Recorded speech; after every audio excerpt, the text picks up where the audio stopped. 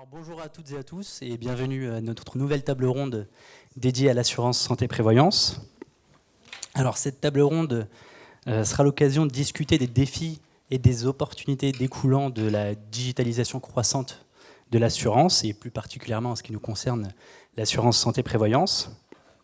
En effet, dans un contexte où les nouvelles technologies transforment rapidement le paysage de l'assurance, il devient essentiel d'explorer comment utiliser ces nouveaux outils afin d'améliorer la tarification, la gestion, le pilotage des produits d'assurance, donc finalement les produits, les problématiques typiquement produits, mais également à des fins de recherche et développement et d'innovation.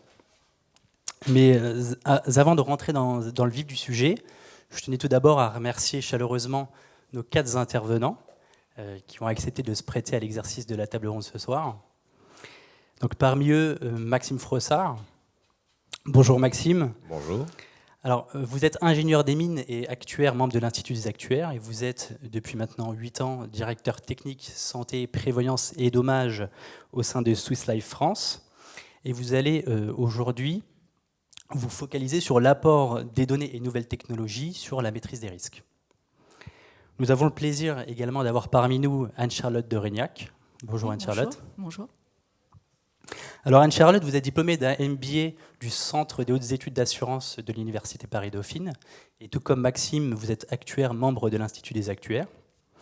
Vous avez été pendant 10 ans directrice de l'actuariat au sein d'AG2R La Mondiale. Et depuis maintenant 2 ans, vous avez pris la tête de la direction technique santé-prévoyance d'AG2R La Mondiale. Et vous allez ce soir vous focaliser, vous, sur l'apport en termes d'optimisation et de réduction des coûts des données et des nouvelles technologies. Alors ce qui est intéressant, c'est que Maxime et Anne-Charlotte vont pouvoir nous présenter leur vision en tant qu'experts sur ces sujets-là, mais ils vont pouvoir également nous présenter leur vision de marché en tant que directeur technique d'acteurs majeurs de l'assurance santé-prévoyance. Alors afin de compléter leur vision et leur approche, nous avons avec nous Issam Tazrouti. Bonjour Issam. Alors Bonjour. Issam, vous êtes data scientist d'une 15aine d'années d'expérience dans le secteur des assurances. Et vous avez une grande expertise sur tous les sujets autour de la data et de son application en assurance santé et prévoyance, puisque vous avez notamment été responsable data chez Mutex, au sein du groupe Vive, et vous êtes actuellement responsable data chez Clésia, au sein de Clésia. Merci. Alors vous pourrez du coup compléter les interventions de Maxime et Anne-Charlotte en apportant une vision opérationnelle sur ces sujets, et avec notamment une présentation de cas d'usage détaillés. Enfin, pour clôturer la table ronde, nous avons Axel Menubrantom. Bonjour Axel. Bonjour. Alors Axel, vous êtes médecin de formation, vous êtes spécialisé en informatique médicale et vous êtes engagé depuis plus de 20 ans à valoriser, partager et faciliter l'accès aux données de santé au service de l'intérêt général en France. Vous avez coordonné de nombreux partenariats multilatéraux au sein de la PHP, puis pour le compte de l'État. Et vous êtes aujourd'hui experte médicale au sein du Health Data Hub, donc qui est un groupement d'intérêt public proposant un ensemble de services pour accompagner les acteurs de la santé à des fins de recherche, développement et d'innovation. Alors Axel aura la lourde tâche de clôturer cette table ronde en ouvrant les chakras, pour reprendre ses propres termes, en présentant un champ des possibilités plus vaste, s'appuyant sur des données plus riches auxquelles les assureurs n'ont pour le moment pas accès, telles que le système national des données de santé.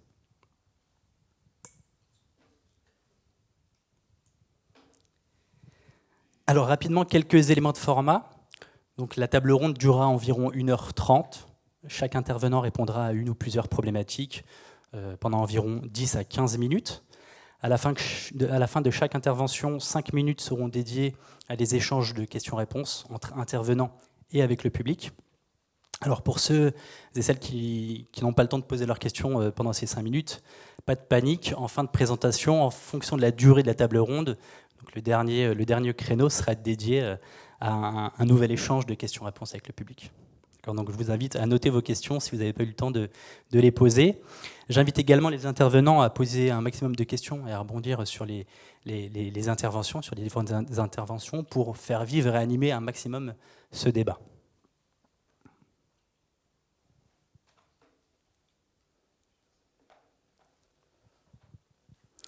Alors, avant de se focaliser vraiment sur le champ des possibilités offertes par la donnée, il est essentiel de faire un point sur les données en elles-mêmes. Donc, Maxime, dans un premier temps, quels sont les enjeux et contraintes aujourd'hui autour de la donnée et de leur utilisation en assurance santé-prévoyance? Puis, dans un second temps, quel peut être leur apport en termes de maîtrise des risques? Alors, sur les enjeux et contraintes des données, globalement, c'est notre métier de base. Déjà, et donc, moi, je parle vraiment en tant que directeur technique, on structure la donnée. C'est-à-dire qu'en gros, il faut se mettre en capacité, parce que moi j'ai la même problématique quand j'ai commencé à travailler, en même temps plusieurs années, c'est que le nerf de la guerre, c'est pas le modèle, c'est vraiment les données et la qualité de la donnée. Donc déjà le premier travail, c'est s'organiser pour avoir une data de qualité. Prendre toutes les sources de données, maintenant elles sont diverses et variées, il y a des SN, des bases externes, on a souvent de la gestion déléguée avec des formats différents, on a énormément de données qui sont très hétérogènes. Donc le premier travail, c'est de la structurer et industrialiser les process pour avoir des flux récurrents. Donc ça, c'est un point clé. Après, commencer à travailler le modèle, j'ai envie de dire, c'est presque le plus simple. Donc commencer à modéliser les choses, commencer à travailler ça, c'est un deuxième temps. Mais déjà, bien vérifier la qualité de données et comprendre ce qu'il y a derrière. En tant qu'actuaire, vous devez être tous capables, je ne sais pas si je vous demande d'actuaire ici, mais de se dire, est-ce que cette donnée est bien remplie, en gros, globalement, et comment l'alimenter. Donc quand on dit qualité de données, c'est pas juste vérifier que mon total correspond bien à la compta, c'est comprendre derrière comment elle est alimentée, qu'est-ce que j'ai quand j'ai une prestation en santé, un remboursement, c'est quoi la base de remboursement, qu'est-ce qu'a fait le médecin, etc. etc. C'est plus qu'il faut vraiment interpréter la data et être capable de voir l'erreur. Moi, c'est ce que je dis toujours à tout bon actuaire actuellement, c'est de dire on a des données, on fait des calculs, il faut comprendre où on veut arriver, est-ce que le chiffre est on va dire, l'ordre de grandeur est accepté. Ça, c'est le premier travail. Après, on peut faire des beaux modèles, on s'est mis à faire des XGBoost, on fait des modèles un peu plus précis, mais ce qu'il faut, c'est être certain déjà que, dans la salle d'ailleurs, il y a plusieurs personnes qui ont travaillé avec moi, je pense qu'ils me connaissent, c'est vraiment avoir l'ordre de grandeur et vérifier que son modèle est cohérent. D'accord ? Et c'est vrai qu'après, une fois qu'on a bien travaillé sa donnée, c'est toujours intéressant pour un actuaire d'avoir plusieurs faisceaux de méthodes. Ça, je tiens souvent, c'est essayer d'avoir un modèle, on va dire, un peu déterministe, quelque chose un peu plus, on va dire, un peu stochastique. Nous, par exemple, ou stochastique, ou on va dire non paramétrique. On a fait des choses, par exemple, sur les trajectoires de santé.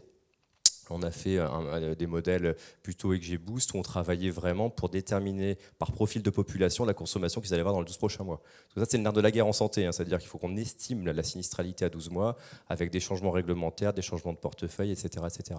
Donc là, c'est intéressant d'avoir des modèles un peu data science qui permettent d'estimer plus finement la donnée.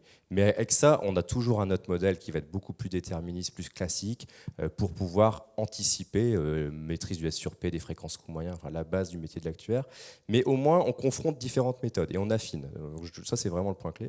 Mais c'est ce que je disais, c'est vraiment de faire parler les données ensemble, leur donner du sens et s'assurer qu'à la fin, le résultat qu'on a, il est cohérent et qu'on ait un faisceau de méthodes, on peut avoir un intervalle de confiance. On a une moyenne, un écart type, on peut avoir un intervalle de confiance et notre valeur est plus fine.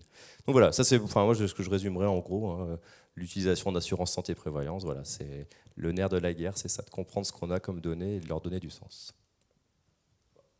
Et j'ai une question en termes réglementaires. Quelles sont les contraintes autour de la donnée et de leur utilisation?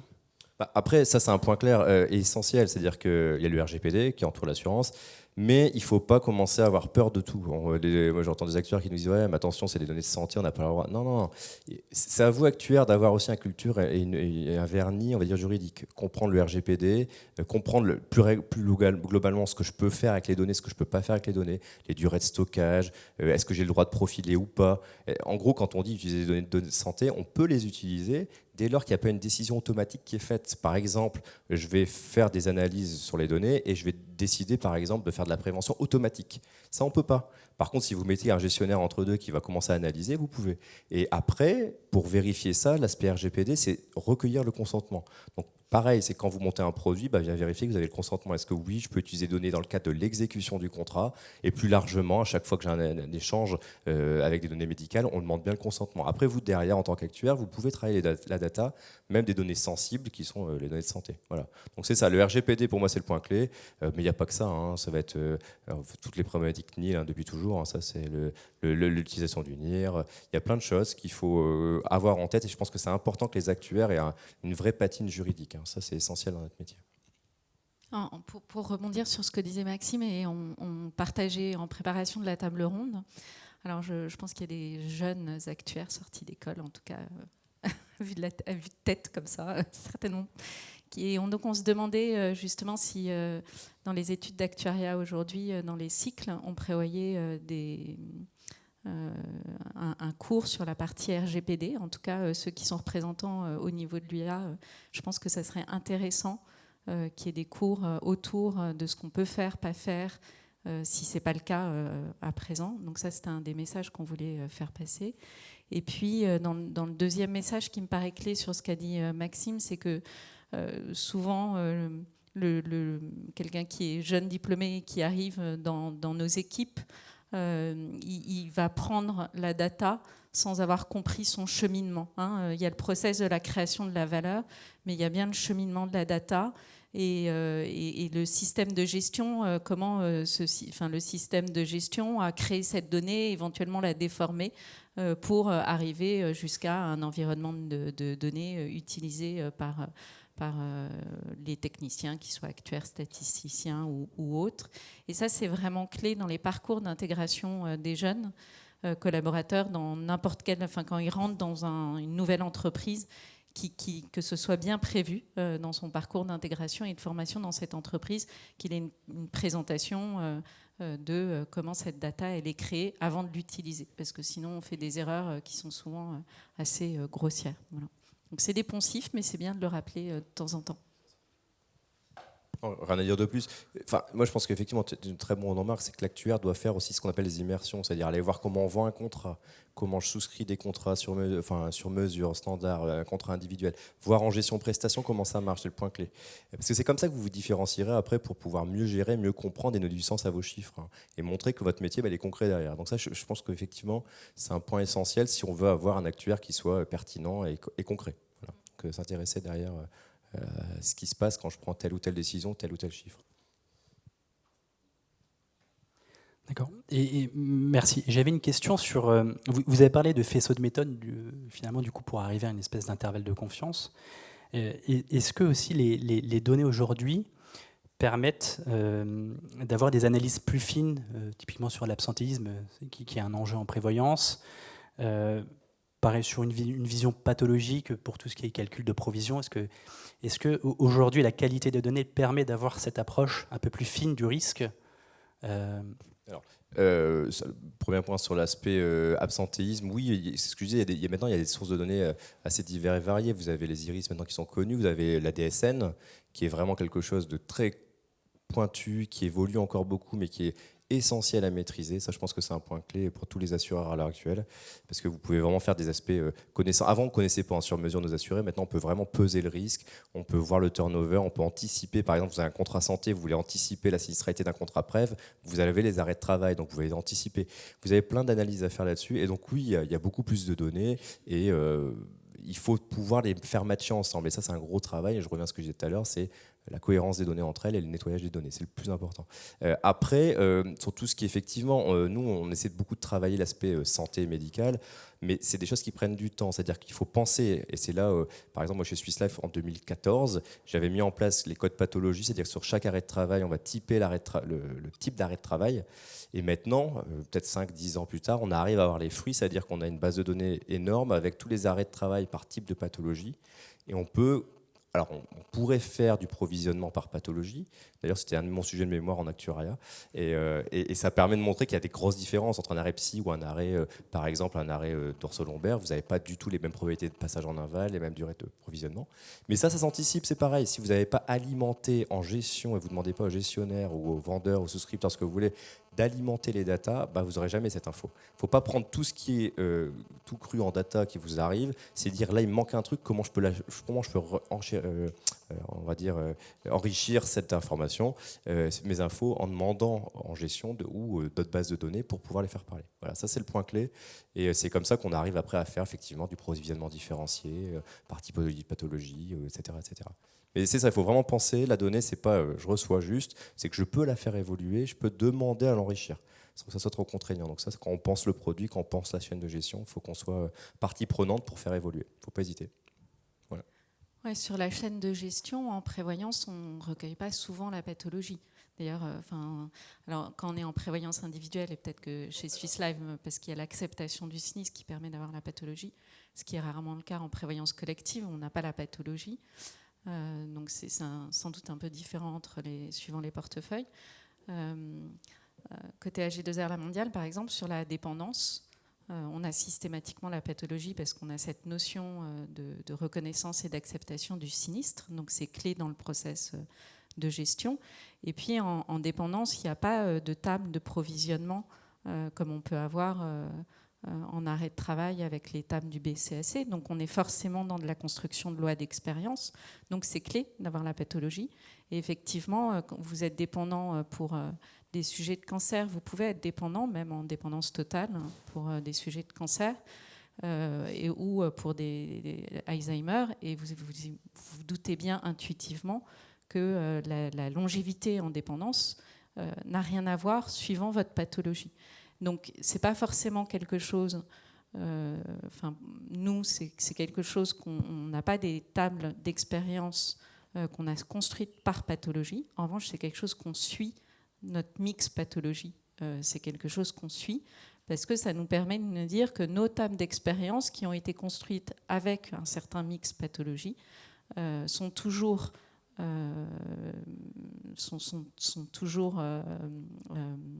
cohérentes par rapport à ce qu'on constate actuellement. Donc c'est plutôt un indicateur qu'on regarde pour se dire on peut bien provisionner et notre provisionnement il est toujours best estimate par rapport à ce mix pathologie-là. Voilà. Merci, très, très intéressant. Est-ce que quelqu'un souhaite intervenir ?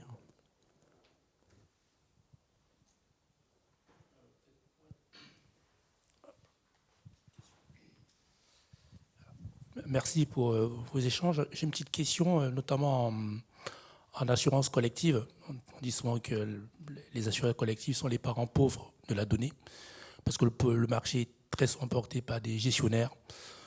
Donc, dans le cas, en fait, en gestion déléguée, comment on peut arriver à construire une base de données, à recueillir de la donnée et à l'exploiter ?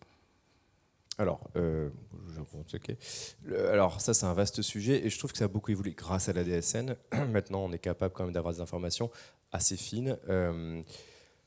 On arrive, alors je pense que je veux dire c'est pareil, on arrive à récupérer du ligne à ligne, assuré par assuré, en santé, assez facilement, en prévoyance plus difficilement, mais avec la DSN on y arrive.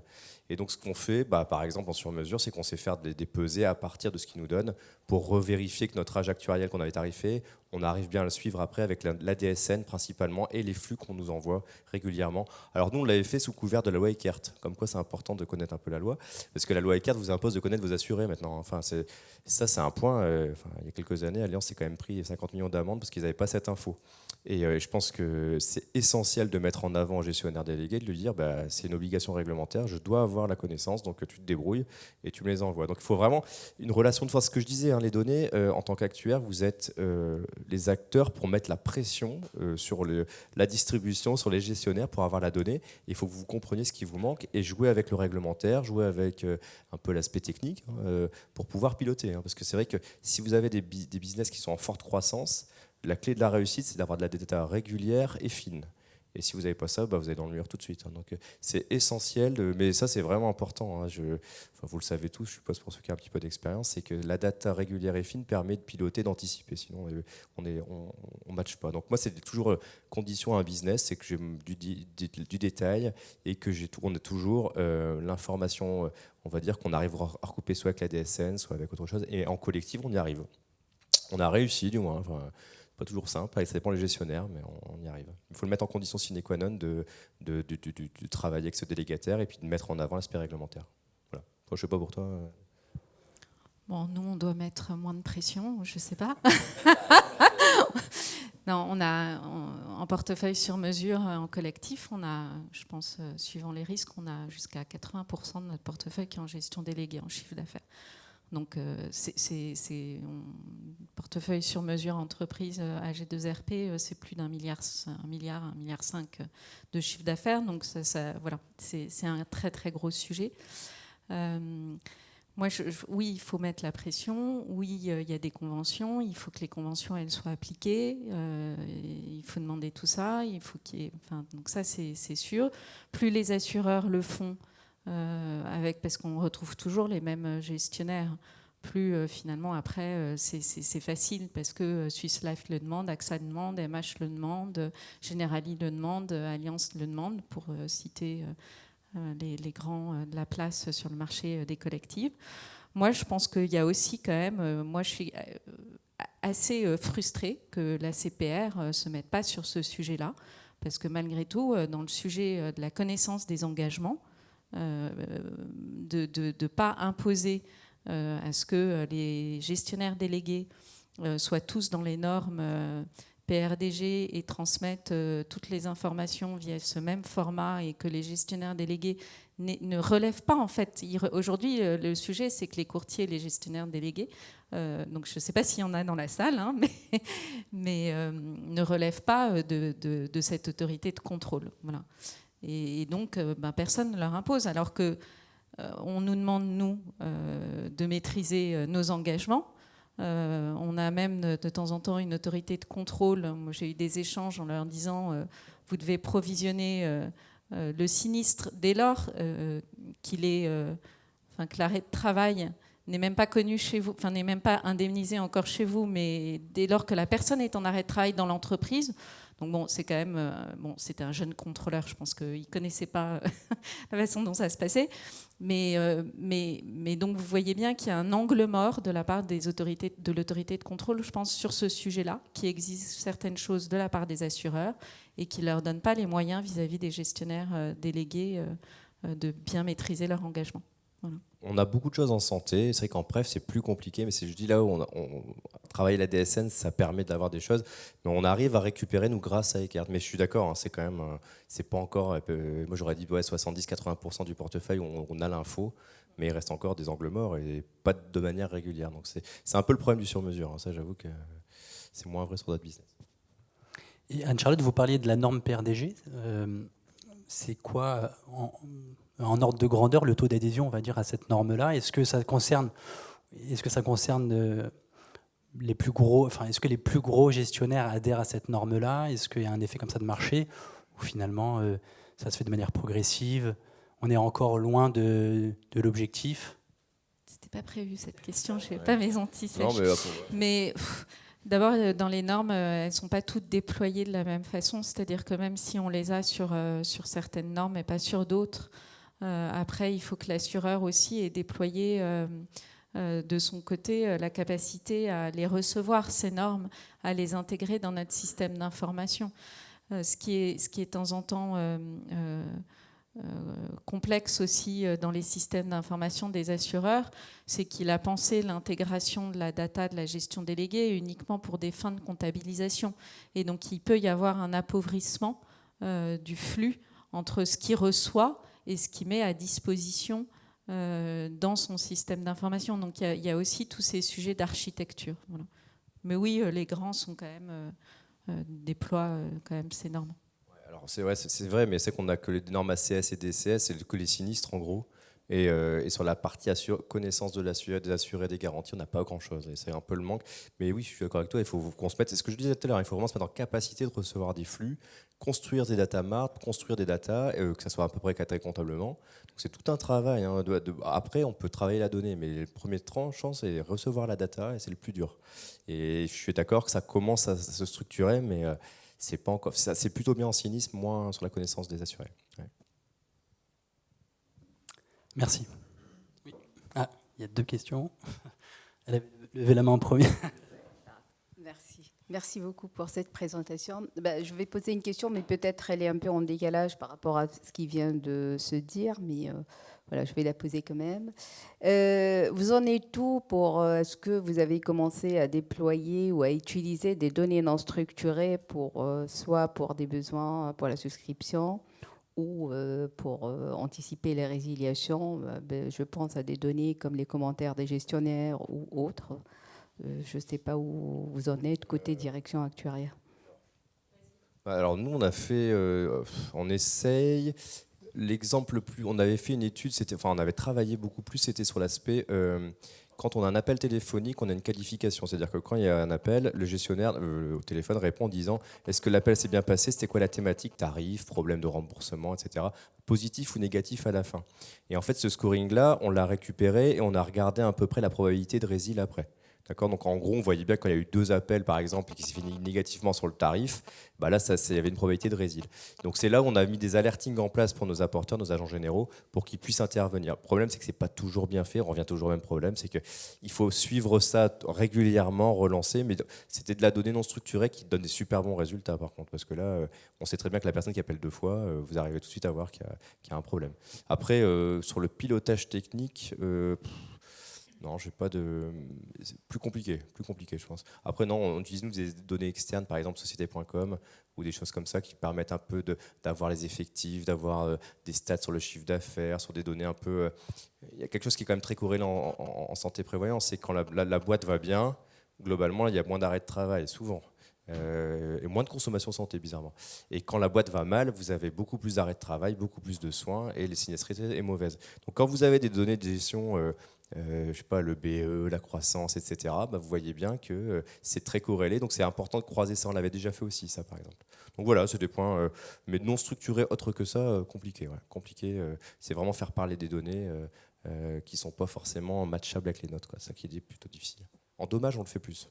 Dommage, on arrive... Et nous, on avait fait une expérimentation qu'on a reproduit 2 années de suite, qui a eu un ROI plutôt positif de scoring aussi de la résiliation. Donc c'est un peu les mêmes sujets que ce que décrivait Maxime, c'est-à-dire qu'on externalise dans les centres d'appel, on n'enregistre pas les conversations. Donc ça, c'est des choix qui sont internes au groupe, etc. On n'enregistre pas la conversation. Donc c'est pareil, on peut se fier qu'au nombre d'appels reçus côté CRC et au motif de l'appel. Mais en revanche, voilà. Et on n'avait pas... on voulait faire aussi de la... sur les courriers de réclamation, de faire de la lecture, on n'a pas été aussi loin. Mais en revanche, on avait fait un modèle... En machine learning pour faire du scoring de résiliation, et après on déclenchait un appel préventif sur ce sujet de la résiliation. On était en santé individuelle, hein. Voilà, ça avait pas mal fonctionné. Pourquoi on n'a pas continué, c'est qu'après dans tous ces sujets, il y a le sujet de la capacité à industrialiser, et voilà, donc c'était plutôt des opérations one shot, et on n'a pas réussi à passer je dirais le passage à l'échelle. Et puis après, vous connaissez le contexte AG2R La Mondiale, donc on s'est beaucoup recentré sur des sujets de redressement, ou restaurer l'équilibre. Tout le marché, d'AG2R. Et donc voilà, c'est des sujets on a dû prioriser sur d'autres sujets. Et après, dans les autres sujets, on est beaucoup en ce moment, compte tenu du contexte économique, fin du quoi qu'il en coûte, on est beaucoup sur les sujets de défaillance d'entreprise, risque de défaillance d'entreprise, pour pouvoir avoir des actions, alors éventuellement qui vont jusqu'à de la résiliation préventive, pour ne pas être exposé à des sujets de PSE, de portabilité, voilà. C'était moins une question qu'un retour d'expérience sur les données de gestion déléguée. On voit quand même que le marché et les gros se sont mis à distribuer de la donnée et suivant des normes qui étaient facilement interprétables par nous. La difficulté, quand même, elle consiste dans la qualité de la donnée qu'on reçoit. Alors, quand on est chez soi et qu'on fait appel à notre centre de gestion, on arrive à poser des questions, on a des réponses. Et là encore, c'est difficile et c'est pas simple. Mais quand on va chercher une information à l'extérieur en disant « Tiens, c'est bizarre, la qualité de la donnée me paraît suspecte », là, c'est encore plus compliqué. Alors, ça ne remet pas en cause la manière dont ils travaillent. Je pense qu'ils travaillent au moins aussi bien que nous. Mais d'aller accéder à de l'information sur de la qualité de données quand on n'est pas gestionnaire du flux, c'est encore plus difficile. Donc, c'est vraiment un sujet. C'est un sujet de pilotage au quotidien, moi qui suis... plutôt dans cette partie-là qui est vraiment importante. L'accès à la donnée, elle est facile presque. C'est la qualité qui manque parfois et les réponses aux questions qu'on peut avoir. Voilà. Totalement d'accord. Ce qu'on peut faire, nous on essaye de le faire, c'est quand on fait un audit sur place, on essaie de demander un peu de qualité de données, où ils reprennent les flux de qualité de données à distance, donc ils peuvent améliorer. Mais c'est très compliqué, hein, je suis d'accord. Déjà en interne, c'est pas simple, mais en externe, c'est encore le plus difficile. Mais c'est pour ça qu'on parle de data, mais on n'en est pas encore au modèle machine learning très pointu. C'est bien, mais là pour l'instant, déjà avoir de la bonne qualité de données, c'est déjà, je pense, le nerf de la guerre actuellement. Donc voilà.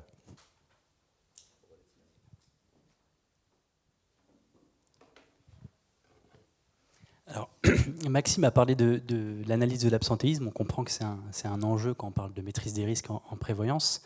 Issam, comment avoir une analyse pertinente de l'absentéisme et comment l'exploiter? C'est une très bonne question, effectivement, puisque quand on parle de l'absentéisme, donc, ça tire derrière pas mal de sujets intéressants, notamment l'exploitation des données.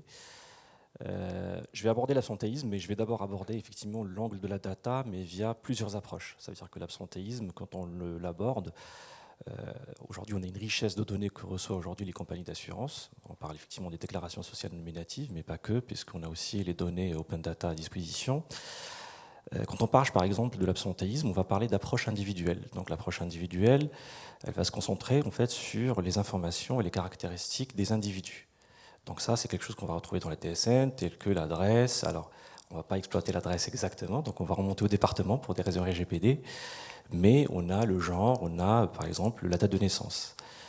Derrière, on va combiner à cette approche individuelle une approche professionnelle. Cette approche professionnelle, elle va examiner l'environnement de travail qui est plutôt lié à l'entreprise. Ça veut dire qu'on dispose un peu de la nature du contrat, donc on sait si c'est un CDD ou un CDI. On va voir le temps en fait, de travail, ça veut dire que est-ce que c'est un temps partiel, temps complet, la quotité des contrats. On va voir des informations sur l'entreprise elle-même, ça veut dire que les établissements, l'adresse, et aussi les aspects de rémunération qui sont hyper importantes, ça veut dire que le salaire fixe, variable, les avantages sociaux, etc. Alors malheureusement dans la DSN aussi, on n'a pas l'approche socio-professionnelle, ça veut dire qui consiste à analyser les interactions sociales, donc notamment les aspects de motivation, la perception de l'équité, etc. Mais on va un peu ruser, ça veut dire qu'on va utiliser la DSN pour pouvoir calculer des indicateurs qui vont nous renseigner sur l'approche socio-professionnelle. Alors notamment si on, par exemple, analyse la masse salariale, donc on va pouvoir aussi analyser le parcours des individus, donc des salariés. On va pouvoir, par exemple, savoir si une personne a bénéficié d'une mobilité interne, d'une augmentation salariale, etc., ce qui va refléter finalement sa motivation. Et on va essayer de capter énormément d'informations de ce type-là via la DSN. La perception et l'équité, pareil, ça veut dire entreprise par entreprise. On va essayer, par exemple, de calculer le niveau de salaire par genre, donc en femmes. Donc vous voyez tout de suite, effectivement, on va avoir énormément d'informations qui sont tirées via la DSN. L'approche économique, elle, par contre, c'est vraiment de l'open data. Donc on va y récupérer énormément de données aujourd'hui qui existent, dans datagouv.fr, par exemple. Et alors on va expliquer effectivement l'apport de cette data externe, mais notamment, par exemple, on pense à tout ce qui est crise économique, le recours au chômage partiel, et on a deux informations, ça veut dire qu'on va avoir des informations qui sont publiées par la DARES, mais on va avoir aussi l'information dans la DSN. Le recours au chômage partiel aujourd'hui, effectivement, ce qui reflète ce que disait Maxime tout à l'heure, la santé économique de l'entreprise, donc la réduction des effectifs, le turnover, etc. Donc ça, c'est quelque chose qu'on va mettre en exergue par rapport aux données externes, et notamment les données du département. On va récupérer, par exemple, le taux de pauvreté dans un département, on va récupérer... En tout cas, l'idée, c'est de récupérer vraiment des informations, même sectorielles, aussi, qui nous aident à comprendre ce phénomène d'absentéisme. C'est ce que j'ai essayé de résumer en quatre approches. Alors, il y en a d'autres, bien évidemment, mais c'est les plus importantes aujourd'hui. Si on passe par la suite, alors, effectivement, je reviens sur la qualité de la donnée et sur la DSN. Tout à l'heure, j'ai entendu un débat, effectivement, sur la DSN. Et notamment la gestion déléguée. Alors je reviens sur la gestion déléguée, je remonte dessus en fait. Aujourd'hui, effectivement, il y a une note ACPR qui est sortie au mois de décembre, et notamment ça concerne un peu les données Solva. Donc aujourd'hui, l'assureur est tenu, en tout cas, de vérifier la qualité de ces données. Alors ce qu'il faut savoir, c'est que l'assureur aujourd'hui va recevoir ce qu'on appelle la DSN copie. Cette DSN copie, malheureusement, elle n'est pas exploitée par l'assureur. Pourquoi ? Parce que l'exploitation de la DSN aujourd'hui dans les compagnies d'assurance, c'est plutôt pour des fins d'intégration des cotisations. Et donc, en fait, on va faire le lien lorsqu'on est porteur de risque. On va intégrer directement la DSN en lien avec le système de gestion, donc notamment via les contrats population, etc. Par contre, la DSN copie, on va l'archiver. On a un flux en Y donc, qui va vers le gestionnaire et un autre vers la compagnie d'assurance. Donc, ce qui rend un peu complexe l'intégration de ces données, puisque finalement, il faut exploiter des fichiers JSON et donc refaire toute la mécanique d'intégration de la DSN. Mais néanmoins, en fait, ce qui est intéressant avec la DSN, c'est qu'on a finalement des concaténations de photos. Donc, on a des déclarations mensuelles qui arrivent avec de l'événementiel. C'est très intéressant, mais c'est aussi complexe. Et là-dessus, il faut finalement, c'est pour ça que vous voyez un tunnel, c'est-à-dire qu'il faut finalement revoir le traitement de cette DSN vers justement une vision temporelle avec un processus de mise en qualité. C'est-à-dire que dans la DSN, finalement, vous recevez des images, donc des concaténations de photos, mais avec de la temporalité. Donc à chaque fois, vous avez une date de début, date de fin du contrat. Vous avez date de début, date de fin de l'arrêt maladie, etc. Et cette date de début, date de fin, finalement, donc, puisque l'événement donc, il va perdurer dans le temps, vous allez recevoir autant de photos que possible. Et s'il y a des prolongements d'arrêt, etc., vous allez avoir encore des photos qui arrivent et qui corrigent. Vous avez des phénomènes de ce qu'on appelle le recyclage, vous avez des annulés-remplaces, etc. Donc, si vous ne traitez pas justement ces problématiques-là, l'exploitation, elle devient très difficile. Je rejoins aussi Maxime ce qu'il disait, effectivement, ce n'est pas le modèle qui apporte, mais c'est vraiment la qualité, tout le processus de mise en qualité de la donnée. Et là-dessus, j'ai mis effectivement les quatre thématiques qu'il faut vérifier absolument. D'abord, les contraintes RGPD, parce qu'il ne faut pas faire n'importe quoi avec la donnée. Donc, il faut vérifier vraiment qu'on n'identifie pas des personnes, qu'on a des finalités qui sont justifiées, etc.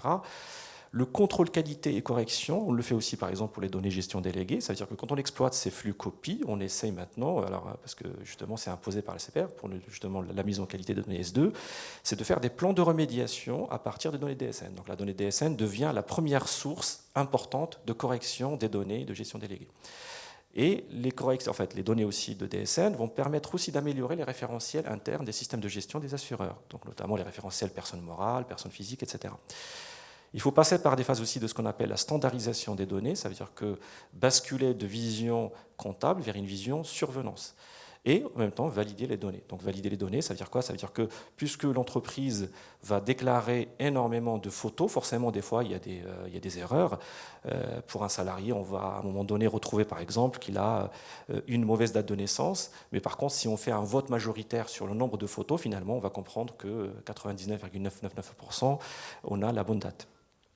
Si on fait ça, justement, ça nous ouvre énormément d'opportunités de développement, en tout cas dans l'assurance. Je reviens maintenant en fait, au cas d'usage qui est l'absentéisme. Alors, l'absentéisme ou plus globalement l'arrêt de travail, aujourd'hui, on a une analyse, ce qu'on appelle une analyse comptable de l'absentéisme. C'est ce qu'on va retrouver aujourd'hui dans la plupart des baromètres, des publications, etc.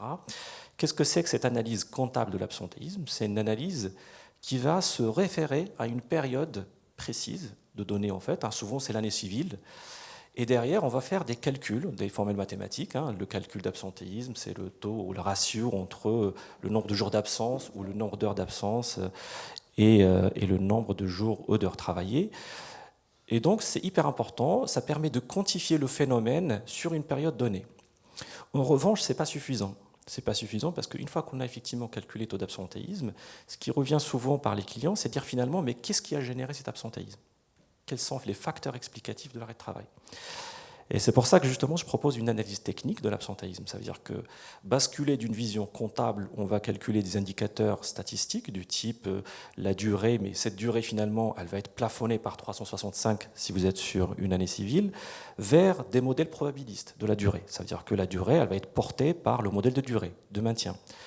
Derrière, on va aussi se référer à la date de survenance. Et là, c'est là où c'est intéressant, puisque finalement, et ça on l'a vu par exemple, pour certaines branches qui nous demandaient justement d'analyser les facteurs explicatifs, on avait vu le cas par exemple du Covid-19. Ça veut dire que l'épidémie ou la temporalité va être hyper importante par rapport à la survenance. Dans la vision comptable, vous avez tous les arrêts confondus. Ça veut dire qu'avec des dates de survenance qui sont même antérieures. Et quand vous essayez d'expliquer le phénomène, finalement, il y a un mélange parce qu'on ne sait pas quels sont les arrêts qui ont été impactés par le Covid-19. Dans la vision technique, on n'a plus de limite de la durée. On ne va pas se limiter à 365, mais on aura justement des modèles qui vont être challengés par des modèles machine learning, mais qui vont être beaucoup plus précis et qui vont porter en tout cas la valeur explicative de l'arrêt de travail. Et donc les deux visions, la vision comptable et la vision technique, permettent d'avoir finalement une meilleure compréhension de l'absentéisme. Et ça permet aussi derrière finalement de vendre des programmes de prévention, puisqu'on va pouvoir générer, en tout cas comprendre les facteurs explicatifs et de personnaliser des programmes de prévention pour chaque profil de risque.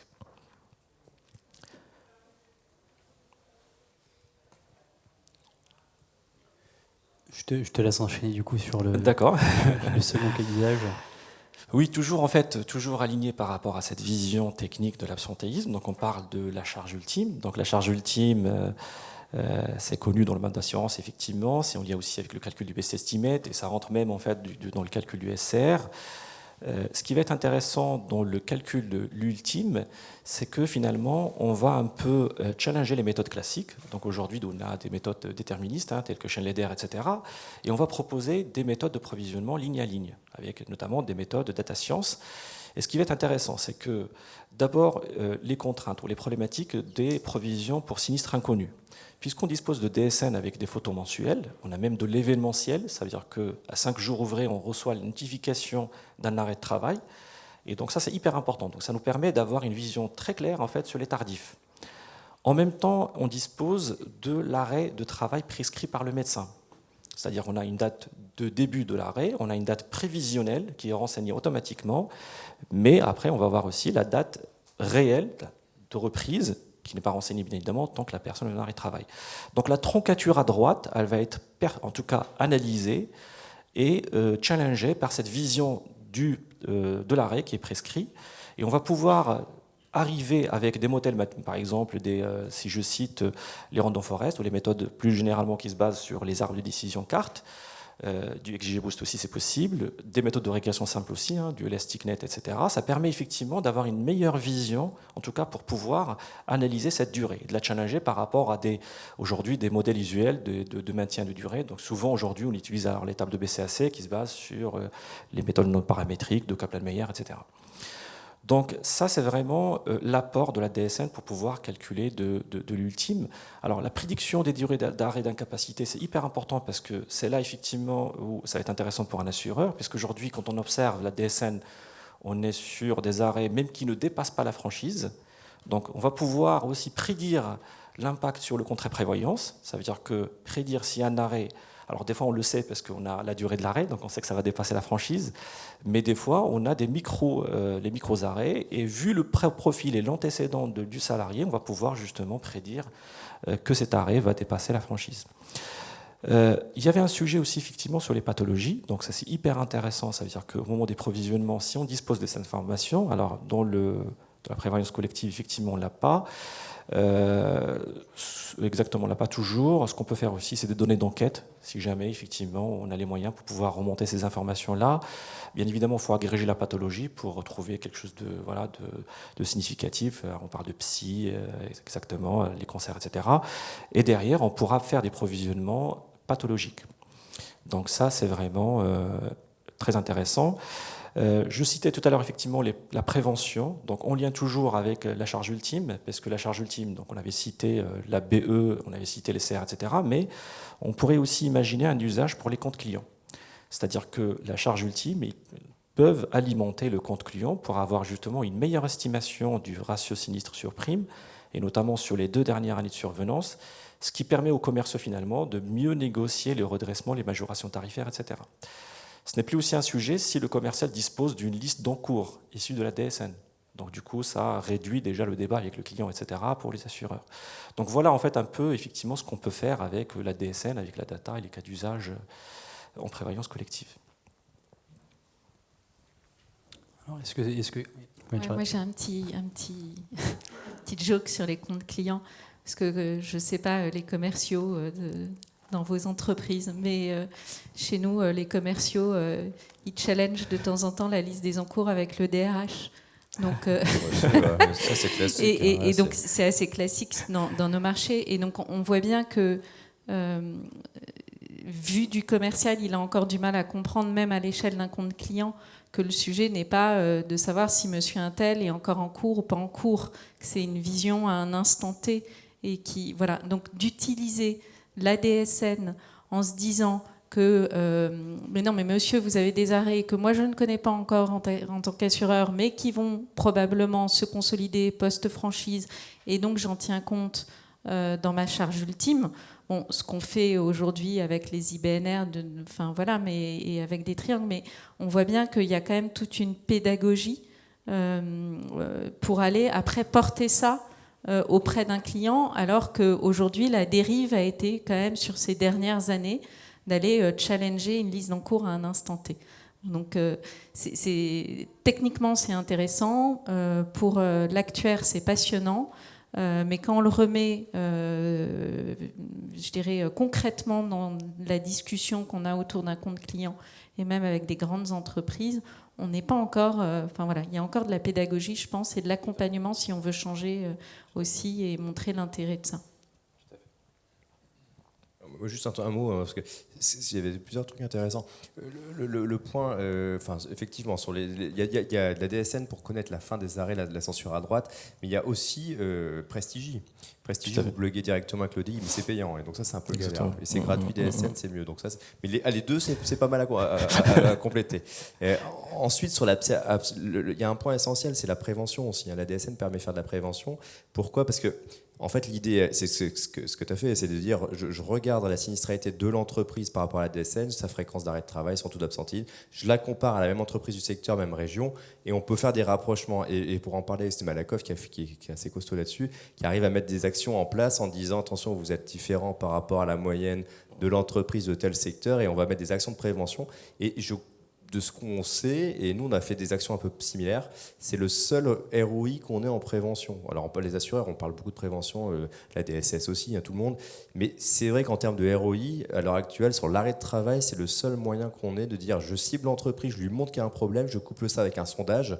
Souvent ils font des trucs opinionway en disant c'est quoi vos sources d'absentéisme, ils font un petit survey, posent des questions, ils trouvent les problèmes, ils font de l'accompagnement managérial et après on peut y aller. Donc nous, on commence à le faire pour les gros comptes et c'est des choses qui, à mon avis, ont vraiment du sens et que la data peut avoir du sens concrètement sur les résultats techniques et la prévention. Donc ça, c'est des points, je pense qu'il y a vraiment beaucoup d'utilisation sur la DSN. Mais encore un autre petit trick, pour moi, le point clé de la DSN, et si vous voulez gagner aussi en termes de rentabilité dans vos portefeuilles, c'est bien vérifier que les cotisations déclarées matchent bien avec vos assurés réciproquement. Parce que ça, c'est le gros problème. Je pense que pour en avoir discuté avec beaucoup de gens de la place, il y a très peu de contrôles qui sont faits. Donc on vérifie nos S sur P, on dit est-ce qu'on gagne de l'argent.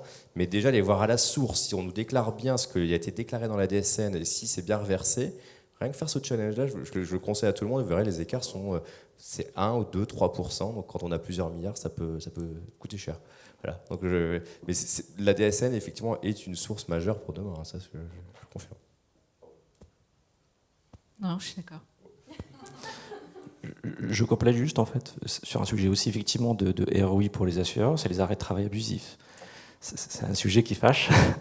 Mais bien évidemment, en traitant l'absentéisme et la charge ultime, on voit très bien effectivement les possibilités de la DSN. Ça veut dire qu'on dispose d'un profil de risque qui est très détaillé, très fin, effectivement, du salarié qui est en arrêt. Et donc, c'est beaucoup plus facile, avec du machine learning, effectivement, de pousser des expertises. Donc, ça permet effectivement de faire une contre-expertise et d'arrêter, en tout cas, les prestations. Donc, ça, c'est aussi un ROI pour l'assureur qui est visible dès l'année de développement N. On estime qu'en prévoyance, il y a 7% de la charge de sinistre qui est de la fraude. Donc, et aujourd'hui, c'est vrai qu'on en parlera autour de la table ronde, mais il y a quand même beaucoup d'actions qui sont faites sur la fraude en assurance santé.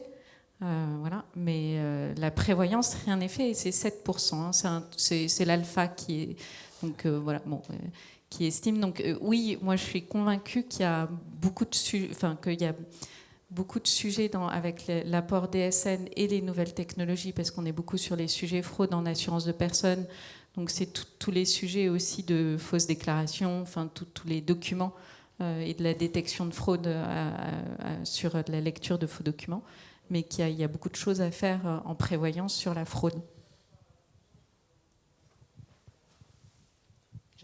J'avais une question. En tout cas, moi, la promesse que j'avais, ou l'espoir que j'avais avec la DSN, et je crois qu'il n'est pas perdu, je pense que c'est possible, mais il y a beaucoup de données, c'est difficile à exploiter, c'est la connaissance des assurés qui sont en portefeuille. Et ce qu'on n'a jamais arrivé à faire, enfin, en tout cas, moi, j'ai jamais réussi à le faire, c'est de pouvoir calculer les taux d'entrée en un cap.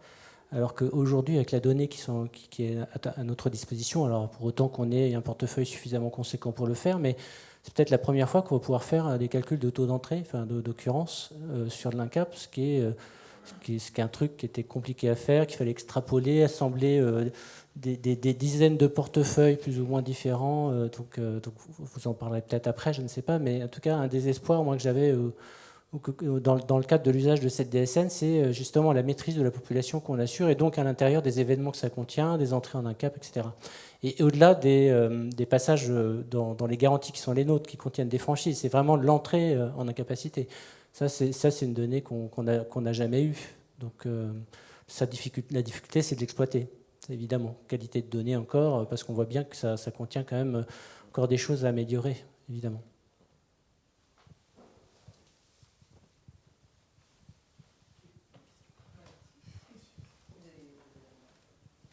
Oui, merci pour tous ces éléments. Vous avez beaucoup évoqué tous les trois la qualité des données, DSN, gestion déléguée. Moi, j'ai une question pour vous trois, finalement. Comment vous voyez la gouvernance des données autour de tout ça? Comment ça a évolué ces dernières années? Est-ce que ce sont les métiers? Est-ce que ce sont les équipes informatiques? Est-ce que vous avez renforcé les équipes autour de la documentation, la modélisation? Est-ce que ce sont vos équipes plutôt actuariales? Est-ce que vous êtes en hybride entre les équipes informatiques et métiers? Voilà, c'est des vrais sujets autour de la qualité des données. C'est marrant parce qu'on échangeait avec le groupe Swiss Life en Allemagne ou en Angleterre et en Suisse des principaux problèmes opérationnels qu'il y a eu, et à chaque fois c'est cette problème de gouvernance de données, c'est-à-dire qu'il y a des gens qui sont responsables d'un bout de chaîne de production, ils disent c'est moi et c'est ma donnée, c'est ma qualité, et ils ne vont pas demander aux autres les impacts s'ils changent la qualité de données. Je vais remplir différemment, quand je vais saisir un truc je vais modifier, mais en gros c'est moi le responsable et je le dis à personne. Et en fait la clé et la conclusion qu'on avait autour de cet atelier-là, c'est de se dire en gros il faut absolument qu'il n'y ait pas un seul responsable de données, mais qu'il y ait vraiment des valideurs à côté qui sont impactés, qui peuvent dire, OK, si tu changes cette data parce que tu vas le remplir différemment, tu vas demander une nouvelle question dans ton questionnaire, etc., etc., il faut qu'on soit capable de voir les impacts derrière, parce qu'on a eu il y a des impacts qui sont des fois monstrueux, mais parce que l'informaticien, ou souvent c'est la gestion, qui va dire sur un petit bout, c'est plus simple si je pose pas cette question-là ou si je la remplis différemment. Et ça peut impacter les provisions, la sinistralité, plein de choses. Donc moi, pour la gouvernance, pour moi, c'est vraiment quelque chose qui doit être multi-partie avec un responsable évident, mais il faut absolument des intervenants, sinon on se plante, mais... ça peut y avoir j'ai des exemples concrets où c'est voilà. Et c'est souvent, c'est à mon avis, je sais pas, c'est vraiment ça le point clé pour moi. Gouvernance, il faut que ça soit partagé. Oui, moi je crois que de toute façon, s'il y avait un bon modèle d'organisation, tout le monde aurait le même. Donc il n'y a pas de bon modèle d'organisation, ça, voilà. Donc il faut que l'organisation, elle évolue en fonction des enjeux de l'entreprise et de l'organisation elle-même de l'entreprise. Moi, je suis beaucoup aussi pour une gouvernance partagée entre la partie IT, la partie ceux qui créent la donnée, l'IT, et puis ceux qui ont l'usage de cette donnée. C'est très difficile de temps en temps. On l'a vécu très récemment. Je me tourne vers quelqu'un de l'assistance qui fait partie de ma direction. On a vécu très récemment sur un suivi d'indicateurs de consommation moyenne en santé. Donc on suit tous les mois le panier moyen de la santé. Donc en gros, on suit l'évolution de ce panier moyen tous les mois. Donc c'est un indicateur clé pour notre suivi de dérive de la santé. Donc voilà. Donc la santé chez nous, c'est assez important en termes de chiffre d'affaires. Donc voilà, c'est clé dans les sujets aussi de la santé en ce moment. Il y avait quelqu'un qui avait décommissionné une table, un traitement d'une table qu'on utilisait, qui faisait du dédoublonnage de bénéficiaires. Et donc, on avait l'impression que nos portefeuilles ne dérivaient plus, mais parce qu'en fait, la personne avant qu'on comptait pour une fois, là, on continuait à la compter en double. Voilà. On n'était pas au courant. Ça a duré. On ne comprenait pas le sujet. Ça a duré 4 mois avant qu'on se dise c'est pas possible, il doit y avoir quelque chose. Et donc on se tourne vers nos chers collègues de l'IT. Et évidemment, non, on fait du shadow IT parce que on ne connaît pas les usages de tables qui sont mis à disposition. Voilà. Donc voilà, ce sujet-là est un sujet colossal, mais de faire prendre conscience, et c'est pour ça qu'on en revient aussi. On parlait en introduction de cette table ronde du cheminement de la donnée, mais c'est aussi que les actuaires et des sujets d'immersion, comment nous, on utilise cette donnée Et comment on fait prendre conscience que nos métiers, on a souvent l'impression quand on est dans des fonctions techniques que nous, on fait du reporting. Enfin, quand on se met à la place de la DSID, on fait du reporting. Mais nos métiers, c'est pas de faire du reporting. Voilà. C'est pas de remplir des tableaux pour la CPR, etc. C'est de maîtriser, de comprendre je dirais, nos engagements, leur évolution. Enfin là, j'enfonce des portes ouvertes vu le public. Mais vu de l'IT, c'est difficile de comprendre ça. Et donc, c'est que de l'échange, de la connaissance, de l'immersion dans les deux sens, hein, pour faire prendre conscience des enjeux autour de la qualité de la data.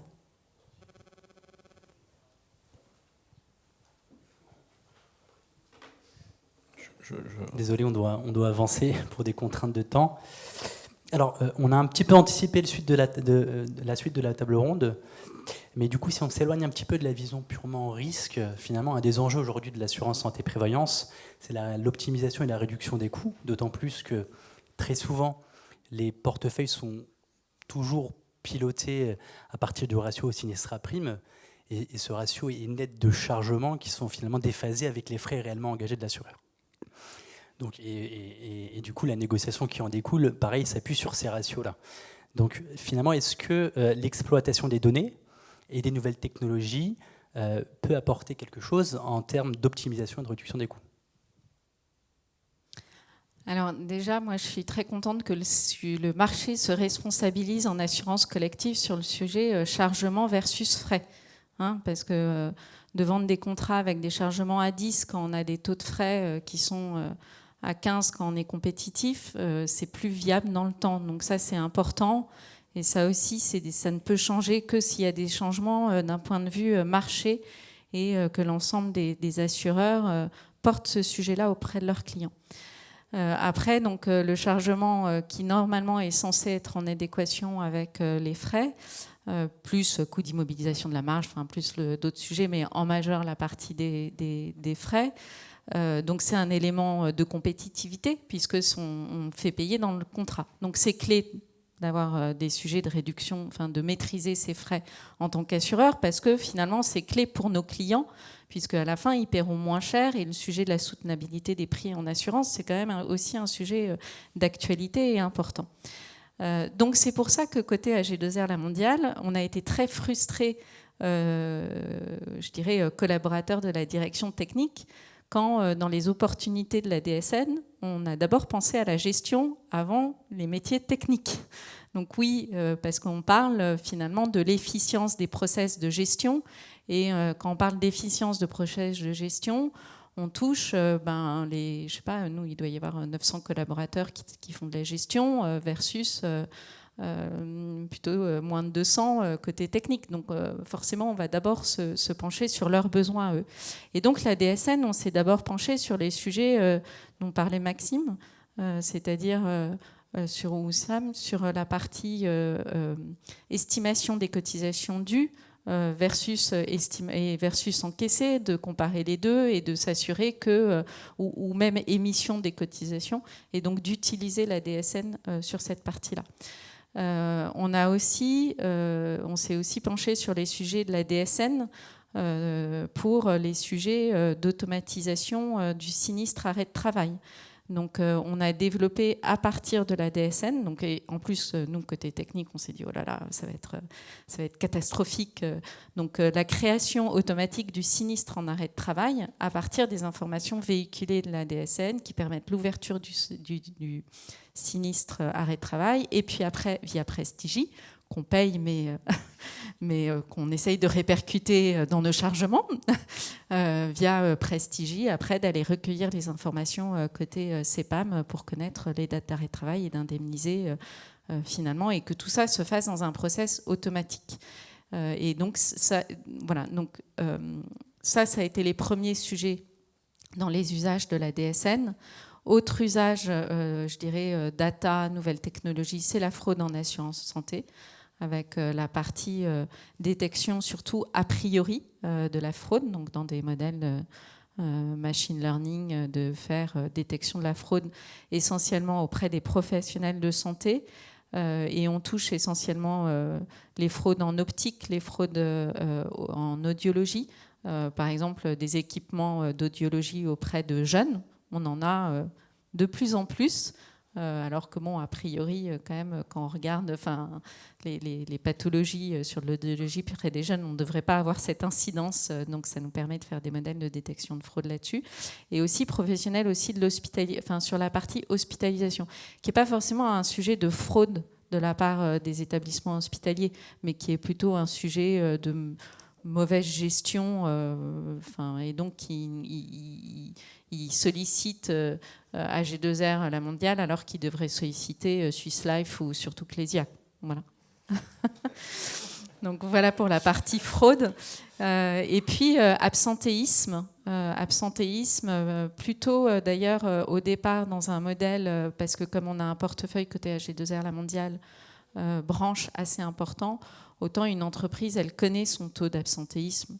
Donc d'aller la voir et de lui dire je vais vous vendre ou je vais vous mettre à disposition un cockpit ou quelque chose qui va vous permettre de... ça ne l'intéresse pas toujours trop, même s'il y a le côté multisectoriel, comparatif, etc. Mais bon, voilà. Mais en revanche, dans les branches, elles sont demandeuses d'avoir des études d'absentéisme. Alors, on n'est pas aussi bon en termes de communication que MH, je le regrette tout le temps. Donc, on a notre propre baromètre aussi, avec Hemming, qu'on publie chaque année. Qui est aussi... Donc, maintenant, on essaye aussi, ça va être un des sujets à venir, de se dire, c'est bien d'avoir donné cette information et prévention. On voit bien, notamment, je regardais ce baromètre il y a peu de temps là, et on voit qu'il y a des sujets. Alors on le sait, l'arrêt de travail chez les femmes est plus important que chez les hommes. On n'avait pas besoin de ces baromètres-là actuels pour le savoir. On avait déjà plein de choses qui nous le disaient. Mais il y a une idée maintenant de se dire, et c'est des sujets d'actualité, la santé des femmes au travail. Et donc peut-être que voilà. J'ai vu aussi AXA qui avait fait donc dans les sujets sans doute d'aller enrichir ces cockpits absentéisme avec de la donnée d'enquête, avait fait une étude il n'y a pas très longtemps sur le sujet télétravail et absentéisme, qui montrait que l'incidence et la durée de l'absentéisme était moindre pour des salariés qui bénéficiaient de télétravail. Alors ça va être miracle pour renégocier auprès de nos DRH les accords de télétravail. Je me suis dit qu'il fallait que je leur pousse l'étude, vu les demandes qu'on a. Et toujours dans le sujet de la réduction des coûts, est-ce que l'IA peut avoir un rôle à jouer, notamment dans les processus métiers, par exemple ? Oui, alors du coup, dès qu'on est dans donc là, tous ces sujets dont je viens de parler, usage de la data et puis IA, mais plutôt dans des sujets IA, on n'est pas dans les sujets machine learning, on est plutôt dans l'industrialisation, l'automatisation, le fait de faire de la lecture automatique de documents, de l'implémenter dans des systèmes de gestion. Et donc, quelque part, on est plutôt sur les sujets du gestionnaire augmenté, finalement, il y a des choses qui faisaient manuellement et qui peuvent être faites avec l'apport de l'IA. Ça facilite aussi le quotidien du gestionnaire. Je ne sais pas si vous allez être allé dans des centres de gestion, mais il y en a, ils ont 4 écrans devant eux et ils ont des yeux qui passent d'un écran à un autre, qui regardent. Enfin, voilà, donc il faut pas aussi. Enfin, il y a tout un sujet aussi par rapport à la qualité, enfin l'environnement de travail du gestionnaire. Merci. Est-ce que quelqu'un souhaite intervenir ?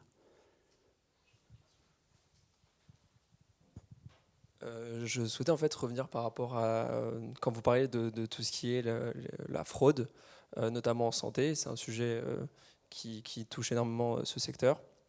Et je voulais savoir justement, est-ce que vous avez véritablement un retour par rapport à peut-être vos modèles qui permettent de détecter justement cette fraude ou pas du coup. En tout cas, nous, on a un ROI positif sur ce qu'on investit sur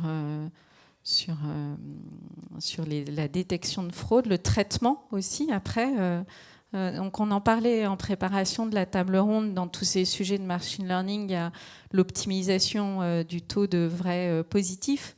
Mais c'est ce que je disais en amont. Moi, j'ai été curieuse de comprendre que d'un point de vue gestion, le traitement de temps en temps du faux positif via de la détection a priori est très peu coûteux. Donc finalement, on veut toujours diminuer ce taux de faux positifs. Alors que s'il n'est pas si coûteux que ça, est-ce qu'il faut vraiment investir, avoir cet objectif-là? Voilà. En tout cas, c'est des choses qu'il faut, dans ces modèles, c'était la même chose quand on parlait du scoring de la résiliation. À un moment, il faut savoir, faut trouver le point d'équilibre de se dire, mon modèle, il est intéressant à partir du moment où il a cette qualité de faux positif, de vrai positif. C'est super intéressant ce que tu dis. C'est tout à fait ça. C'est en fait dans la fraude, vous avez une partie qui va être, quand vous le mettez en place des détections de fraude, vous allez avoir une partie où ça va aller très vite. Et effectivement, le faux positif, quand vous allez travailler par exemple en implantologie, en dentaire, c'est 1 000 € le remboursement. Une fois qu'on trouve une fraude, on a tout de suite rentabilisé de 3, 4, 5 faux positifs. Mais après, une fois qu'on aura passé les plus triviaux, on va passer sur des choses plus complexes et là, le ROI intervient. Donc, mais je suis d'accord avec toi sur le principe. Après, le problème, c'est qu'il faut une grosse quantité de données, beaucoup de positifs pour pouvoir construire des modèles de machine learning. Et il y a des gens comme Shift, par exemple, qui ont réussi à concaténer tout ça et qui arrivent justement à nous revendre notre expérience là-dessus des autres. Et ça, c'est un peu dommage, mais il faut une taille critique quand même pour la fraude. Et après, la fraude, c'est quand même 2/3 de la fraude, c'est quand même les professionnels de santé. Enfin, toutes les études le montrent, on le regarde chez nous. Donc, il ne faut pas non plus que se concentrer sur l'aspect l'assuré, etc. Il faut aussi regarder chez nous les professionnels, recroiser les finesses, recroiser les DMT, tout ce qui nous permet d'avoir de l'info sur de où vient la fraude potentiellement, est-ce que la prestation est bien justifiée. Par exemple, les chambres particulières, ça, c'est un classique. Le psy est exclu souvent des chambres particulières en individuel. Et bien là-dessus, il faut récupérer le DMT, donc l'information DMT, commencer à voir est-ce qu'il y a de la fraude. Des fois, on refuse, l'hôpital va nous renvoyer la même facture en enlevant le DMT, par exemple, en nous disant maintenant notre DMT. Donc la fraude a ses limites, c'est-à-dire qu'il y a un moment, on est quand même derrière la Sécu et souvent, c'est aussi à la Sécu d'intervenir. Donc là, on travaille beaucoup à la DAF, une association dans laquelle on est, ou France Assureur aussi, sur l'aspect passer avec la Sécu et échanger des bonnes pratiques sur les fraudes. Parce qu'on n'arrivera pas seul, et c'est pour ça que les données type SNIRAM ou autres permettraient aussi d'aller plus loin, mais c'est pas évident. Hein. Enfin, et voilà. On essaye, on a poussé le sujet, mais voilà. J'avais une question, mais elle n'est pas piège. Hein, donc, c'est juste par mes connaissances du sujet, c'est qu'on parle beaucoup de détection de fraude sur la santé. On sait que sur la prévoyance, il y a des cas. En dehors des contrôles qu'on peut organiser sur la prévoyance et notamment sur l'arrêt de travail, est-ce qu'il y a des actions, des initiatives à votre connaissance qui existent sur de la détection de fraude plus industrielle? Je ne sais pas si on peut utiliser ce mot-là, enfin avec des modèles, des choses de ce type qui pourraient être mises en place, ou c'est pas du tout un terrain sur lequel on peut aller parce qu'il y a moins de fréquences, il y a moins de volume? C'est compliqué. Enfin, moi, je me permets, mais ce qu'on a pu voir déjà, c'est Alpha qui nous remonte les choses. Il faudrait qu'Alpha soit plus présent. Parce qu'ils sont très présents en dommages, mais pas assez, je trouve, au côté prévoyance. Et après, détecter des défauts. Le problème qu'on a, c'est que sur tous les contrôles d'arrêt de travail, vous allez envoyer un médecin, un contre-expert, etc. Le médecin qui aura prescrit, de toute façon, il va dire, moi, je vais pas à dire que c'est un faux, parce que si le mec se suicide demain, je suis responsable. Donc en gros, et c'est pour ça que la Sécu a voulu mettre la pression sur les médecins pour contrôler les arrêts de travail, ils n'ont pas réussi, parce que globalement, ils se sont dit, les médecins, ils vont dire, attendez, moi, c'est ma responsabilité. Donc c'est pour ça qu'ils sont plutôt venus vers les assureurs, ils ont fait une mission en disant, c'est de votre faute s'il y a autant d'arrêts de travail, parce que vous remboursez trop bien. Et donc ils disent, il faut mettre un délai de carence, on parle maintenant de plus rembourser les premiers jours. Et donc le contrôle et vérifier que le médecin, l'arrêt de travail est justifié, pour moi, il n'y a rien qui marche bien, enfin du moins, hormis des faux arrêts de travail qui est évident, ou l'entreprise qui n'existe pas et d'un coup, il y a 20 salariés, 20 arrêts de travail, ça se voit très vite. Mais voilà, hormis ça, c'est très compliqué l'arrêt de travail, je pense que tout le monde se casse les dents là-dessus. Problématique numéro 1 en France, hein, pour moi. Moi, je partage, c'est compliqué, mais pourtant, on sait que ça existe. Alors, nous, on fait du contrôle d'arrêt de travail et on suspend des garanties, enfin, on suspend des prestations, hein, c'est prévu contractuellement.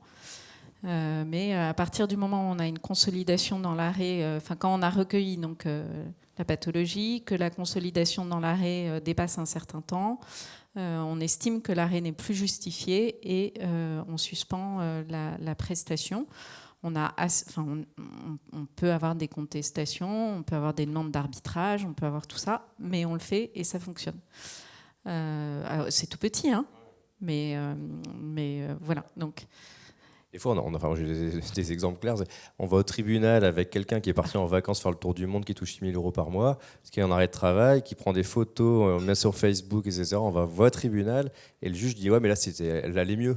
Mais en fait, son problème de genou, je sais plus, de dos, il y a pas. Donc, il y a toute une logique quand même à combattre. Hein. C'est pas évident, et même avec des preuves, etc. On peut suspendre, mais quand ça va au tribunal, on a une chance sur 2 de perdre. Même avec un détective qui aura pris les photos, qui aura justifié, avec des datas qui prouvent que, voilà.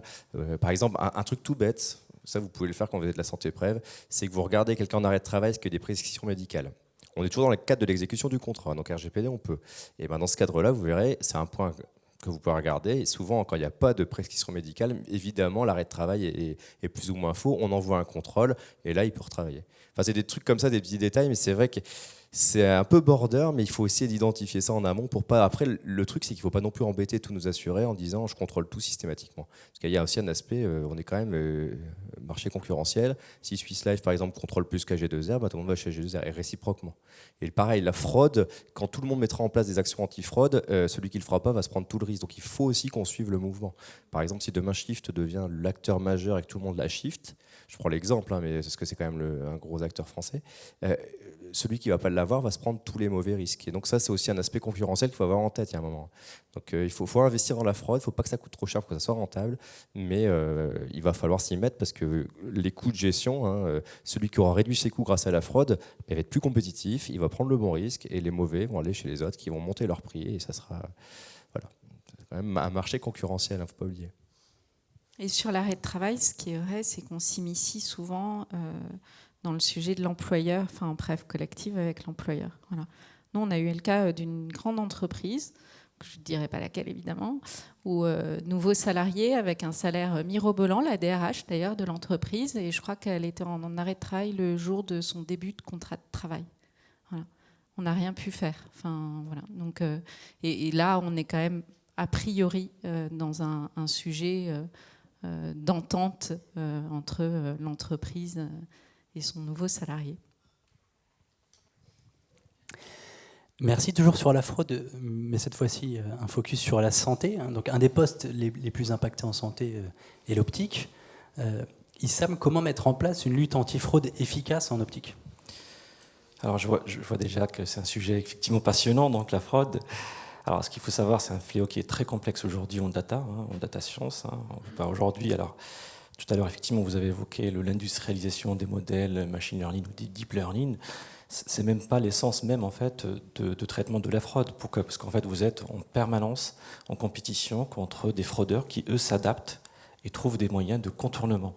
Et donc industrialiser un modèle finalement, c'est comme en fait mettre un radar, ça veut dire que c'est rentable. Vous avez du ROI en fait les premiers mois, mais au bout de quelques mois, tous les automobilistes en fait repèrent le radar et donc au final ça rapporte plus. Et donc c'est exactement ce qui se passe en fait en data science, c'est-à-dire que vous mettez des modèles, mais il faut rester toujours en mouvement et c'est ce que j'expliquerai effectivement par la suite. Ça veut dire que ce qu'on appelle une modélisation continue. Si on parle en fait et on revient sur l'optique, c'est un phénomène effectivement. Alors je vais parler plutôt des professionnels de santé, notamment les opticiens. Et on va distinguer bien évidemment les opticiens qui appartiennent au réseau et ceux qui sont hors réseau. Et c'est hyper intéressant aussi parce que ceux qui vont être dans le réseau, ce qu'on constate aujourd'hui, c'est qu'en fait on a un taux de fraude qui est faible et c'est aussi notre base d'apprentissage. Ça veut dire que les schémas et les prises en charge qui arrivent en fait des réseaux vont servir finalement du bon élève. Et c'est ça qui va permettre effectivement de détecter des schémas qui vont être anormaux de l'autre côté. Donc ça c'est le premier élément. Deuxième élément, c'est d'analyser la donnée, bien évidemment. Donc l'analyse de la donnée commence par les données de facturation. Ça veut dire qu'un peu regarder dans le rétroviseur, regarder dans le passé, donc les éléments de facturation. Et ça repose essentiellement sur les experts métiers. C'est-à-dire que là, vraiment, il faut faire appel à vos experts métiers pour repérer des schémas de fraude qui sont inhabituels, etc. Analyser les données de prise en charge. Alors les prises en charge, parce qu'on est dans la fraude a priori, Donc c'est même obligatoire. Et là-dessus, effectivement, il faut créer pas mal d'indicateurs. On peut créer pas mal de données, notamment, par exemple, le taux de fréquence effectivement, de demande d'une prise en charge, le taux de fréquence d'un reste à charge à zéro, parce qu'on le sait très bien, les opticiens, donc, ils essayent d'aller à l'allocation maximale, donc un reste à charge à zéro. Donc il y a énormément de données, effectivement, qui peuvent être tirées via ces prises en charge. Troisième élément, qui n'est pas le moindre, qui est intéressant, c'est les données géographiques. Donc on dispose de l'open data, on peut finalement localiser les professionnels de santé.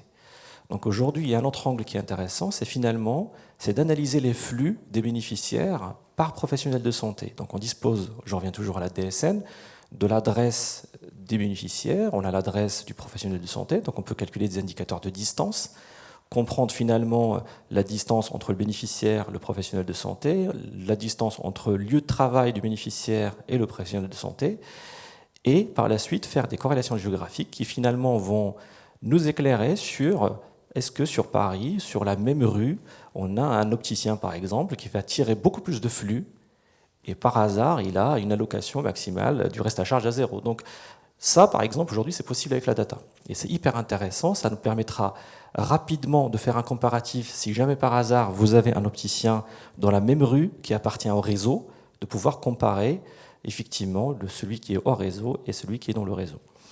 Donc ça c'est le premier élément effectivement. Sur ces éléments-là, je dirais que l'usage de l'IA est préconisé parce que bien évidemment la fraude, et c'est pour ça que vous faites face à une intelligence humaine qui est énorme, effectivement, parce que les professionnels de santé, justement, ils trouveront toujours des combines d'une intelligence rare. Et donc, il faut plutôt avoir recours, effectivement, à de l'IA, donc du deep learning. C'est-à-dire qu'il faut aller plus loin. Malheureusement, le défaut de cette démarche, c'est qu'on n'aura pas les éléments explicatifs. C'est-à-dire qu'avec un cerveau humain, on ne va pas comprendre finalement pourquoi ce schéma est un schéma de suspect, de fraude, mais on va se reposer sur des experts métiers derrière pour les analyser. Dans la deuxième, effectivement, démarche, donc dans la suite des slides, ce que j'explique ici, effectivement, c'est trois étapes essentielles pour la modélisation de la fraude. Alors, d'abord, sur la fraude, et ce que je pense personnellement, c'est qu'il faut abandonner ce qu'on appelle le big data. Ça veut dire qu'abandonner trop de données, des données qui viennent de partout, etc. Ça, c'est vraiment très mauvais parce que, au final, le modèle, il n'arrivera pas vraiment à cerner finalement quel est ce schéma de fraude et il va, à un moment donné, il va y avoir énormément de faux positifs. Ce qu'il faudrait, c'est de se reposer sur des experts métiers pour déterminer finalement quelles sont les données, donc au minimum, et qui permettent rapidement de cerner des schémas de fraude. Donc ça, c'est vraiment ce qu'on appelle l'étape d'apprentissage initial. Donc l'IA va apprendre, elle va comprendre qu'on a déjà des schémas, et donc par la suite, en fait, on va lui donner des données d'apprentissage. Encore une fois, les données d'apprentissage, ça va être les facturations passées, et ça va être aussi les données des opticiens réseau. Derrière, donc, elle va prédire, donc elle va calculer des prédictions, mais l'IA est capable de dire que j'ai des schémas où finalement j'ai beaucoup d'incertitudes. Ça veut dire que je ne suis pas sûr. Et ça, c'est ce qui va être justement le travail des experts métiers qui vont regarder finalement ces schémas où on a une incertitude de l'IA et ils vont toper si c'est de la fraude ou pas. Et quand c'est de la fraude, ça remonte à la modélisation, c'est-à-dire que ça devient un cas intéressant et donc l'IA va apprendre et va l'absorber et au final, justement, donc on va être toujours dans ce cycle-là. C'est pour ça que je disais l'apprentissage continue en production. Donc on ne va pas être dans une production ou une industrialisation, on va pousser un modèle et on va être tranquille. Non, c'est vraiment un travail de fond où on va suivre les nouveaux schémas et les stratégies de fraude, les donner à l'IA et ainsi réduire justement le risque de fraude. Mais c'est un avis personnel, on ne pourrait jamais être meilleur que les fraudeurs. Hein. Ça, c'est quand même le cerveau humain. Embaucher. C'est comme quand on fait la cybersécurité. Exactement, c'est comme la cybersécurité, c'est la même problématique. Merci. J'ai juste un point, c'est intéressant ce que tu dis, parce que le problème de ça, c'est qu'il faut des positifs, il faut des cas de fraude avérés. Et c'est ce que je disais quand je parlais des chiffres, j'allais un peu vite, mais que Shift, l'intérêt de Shift, c'est qu'ils agrègent tous les assureurs les positifs pour construire des modèles, des métamodèles qui soient vraiment complets. Et en fait, la taille critique est essentielle là-dessus. Tout à fait, exactement. Tout à fait, exactement. Nous pose problème sur les modèles de deep learning avec la fraude. Tout à fait, exactement. Et on n'a pas évoqué aussi, mais il y a aussi la fraude documentaire. Et pareil, ça veut dire que la fraude documentaire, tout au début, effectivement, on était très confiant sur la fraude documentaire, parce qu'on arrivait justement à détecter les faux documents. Aujourd'hui, vous avez des documents falsifiés qui sont de très bonne qualité, qui passent dans les filets. Et voilà, donc c'est exactement ça. Ça veut dire que, et je pense que c'est le cas effectivement de Shift, ça veut dire que vous avez une dimension R&D qui est vraiment importante avec les investissements, parce qu'il faut être justement en apprentissage continu et en production, et pas une industrialisation simple comme les autres cas d'usage. C'est pour ça qu'ils deviennent incontournables sur le marché. Tout à fait, oui. J'avais proposé à France Assureur de mettre en commun toutes les données. Ils ne voulaient pas, ils disent ouais, non, c'est ça, surtout avec ça. Mais non, mais après, c'est ça devient quelque chose de concurrentiel. C'est-à-dire que celui qui va mettre en place de la fraude, il va se dire, lutte anti-fraude, il va devenir plus compétitif que là. Donc, ce point-là, on a du mal à mettre en commun. On aurait pu se passer un peu de Shift, mais Shift permet. En plus, maintenant, ils sont mondiaux. Hein, donc, voilà. Enfin, bon. On travaille avec eux. Hein, tu le Tout sais. le monde, hein. Alors, pour la suite de la table ronde, je vous invite à prendre un peu de recul et à s'éloigner finalement de la vision purement financière du pilotage de des produits d'assurance. Finalement, et je vous invite à vous poser la question suivante, est-ce que le modèle, Anne-Charlotte en a parlé un petit peu, est-ce que le modèle actuel de hausse des prix pour faire face à la dérive continuelle des risques, est-ce que finalement ce modèle est toujours viable? Est-ce qu'on n'arrive pas au bout avec des tarifs de toujours plus en plus élevés? Et finalement, est-ce que l'exploitation des données et nouvelles technologies peut offrir une alternative à ce modèle? Vous parliez notamment de prévention. Je pense qu'on en a pas mal parlé en filigrane de cette table ronde, c'est-à-dire que en fait, c'est tous les sujets qui vont à la fois nous permettre de maîtriser le risque. Et donc, dans la maîtrise du risque, il y a le sujet de la fraude qui va permettre de faire diminuer la charge de sinistre et donc le prix. Et donc, c'est bien un sujet de compétitivité entre ceux qui le font et ceux qui ne le font pas. Et d'ailleurs, c'est pour ça aussi qu'il y a des gestionnaires délégués qui aussi se mettent ça à disposition de leurs clients, parce qu'à un moment, entre l'assureur qui va déployer un modèle de fraude, et donc ça va baisser sa charge de sinistre, et donc ça va baisser le prix pour le client, et le gestionnaire délégué qui ne propose rien, ça va être un facteur différenciant. Et moi, je crois que quand même, il y a une carte à jouer des assureurs sur l'assurance collective, où la délégation de gestion est quand même subie. Hein, c'est pas un choix de déléguer la gestion, enfin, sauf pour certains, mais on est dans des sujets d'externalisation à ce moment-là, plus que de délégation. Donc il y a une carte à jouer sur ce sujet de la fraude, et d'être plus rapide finalement que les délégataires pour mettre ça en avant vis-à-vis des clients et leur montrer l'intérêt d'avoir finalement un assureur qui verse des prestations uniquement par rapport à l'engagement qui a été pris et qui est contractuel. Voilà. De temps en temps, nous, on voit quand même qu'en gestion déléguée, on a des portefeuilles qui dérivent plus que ce qu'on a en gestion interne. Donc ça nous pose quand même des questions sur finalement la qualité de la gestion, enfin, ou la façon dont gère l'intermédiaire. Donc oui, il y a ce sujet-là, il y a le sujet de la prévention dont on a parlé. Donc là, on n'est pas dans le sujet tellement maîtrise du risque, on est plutôt... Alors le ROI de la prévention, il est très compliqué. Il est très compliqué parce que... Et on est bien placé, alors on en parlait en amont de la table ronde avec certains d'entre vous. G2R La Mondiale a fait quand même des programmes de prévention autour de la boulangerie, avec la carie du boulanger. Je pense qu'on était hyper innovants sur ce sujet-là, ou l'asthme du boulanger. Donc on a eu un ROI positif, mais malgré tout, enfin, sur la carie, sur l'asthme, beaucoup plus compliqué à trouver. Et en fait, la difficulté, c'est que vous faites une action de prévention aujourd'hui qui va avoir un effet bénéfique dans 10 ans, voire plus longtemps. Et dans 10 ans, la personne auprès de qui vous avez eu cette action de prévention, elle est plus cliente chez vous. Donc, de ce fait-là, c'est nos concurrents qui bénéficient de la prévention que vous avez financée. Donc, c'est pour ça que c'est difficile d'avoir un ROI.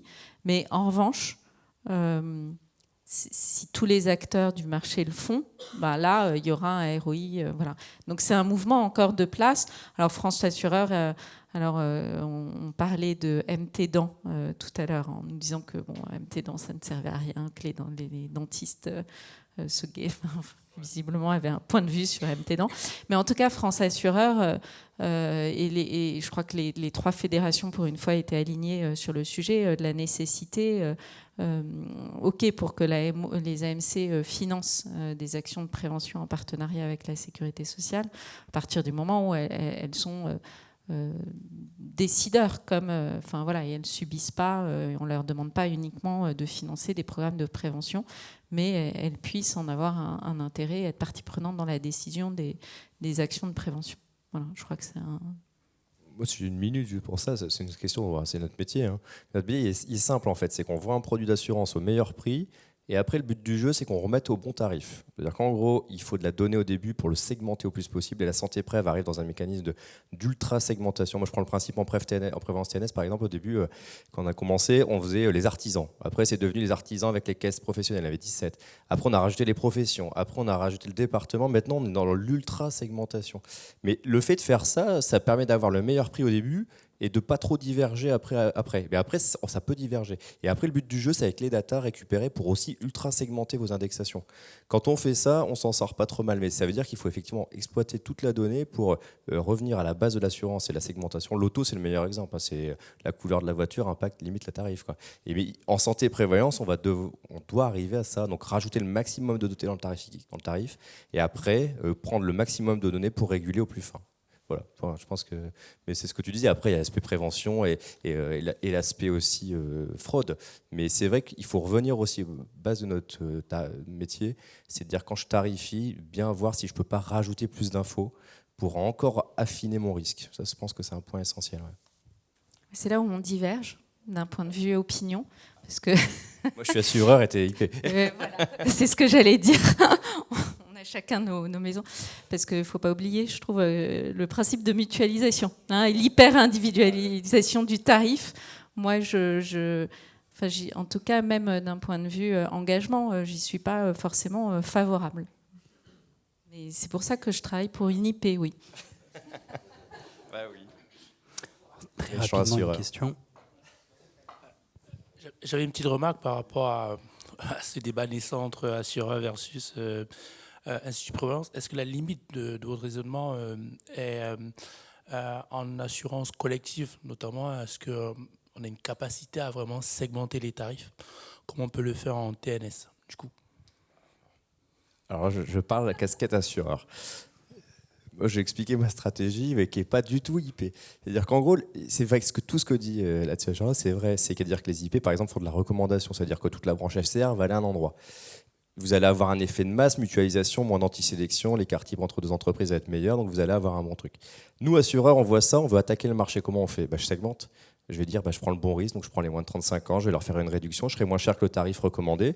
Donc je vais commencer à avoir le bon risque, le recommandé va garder...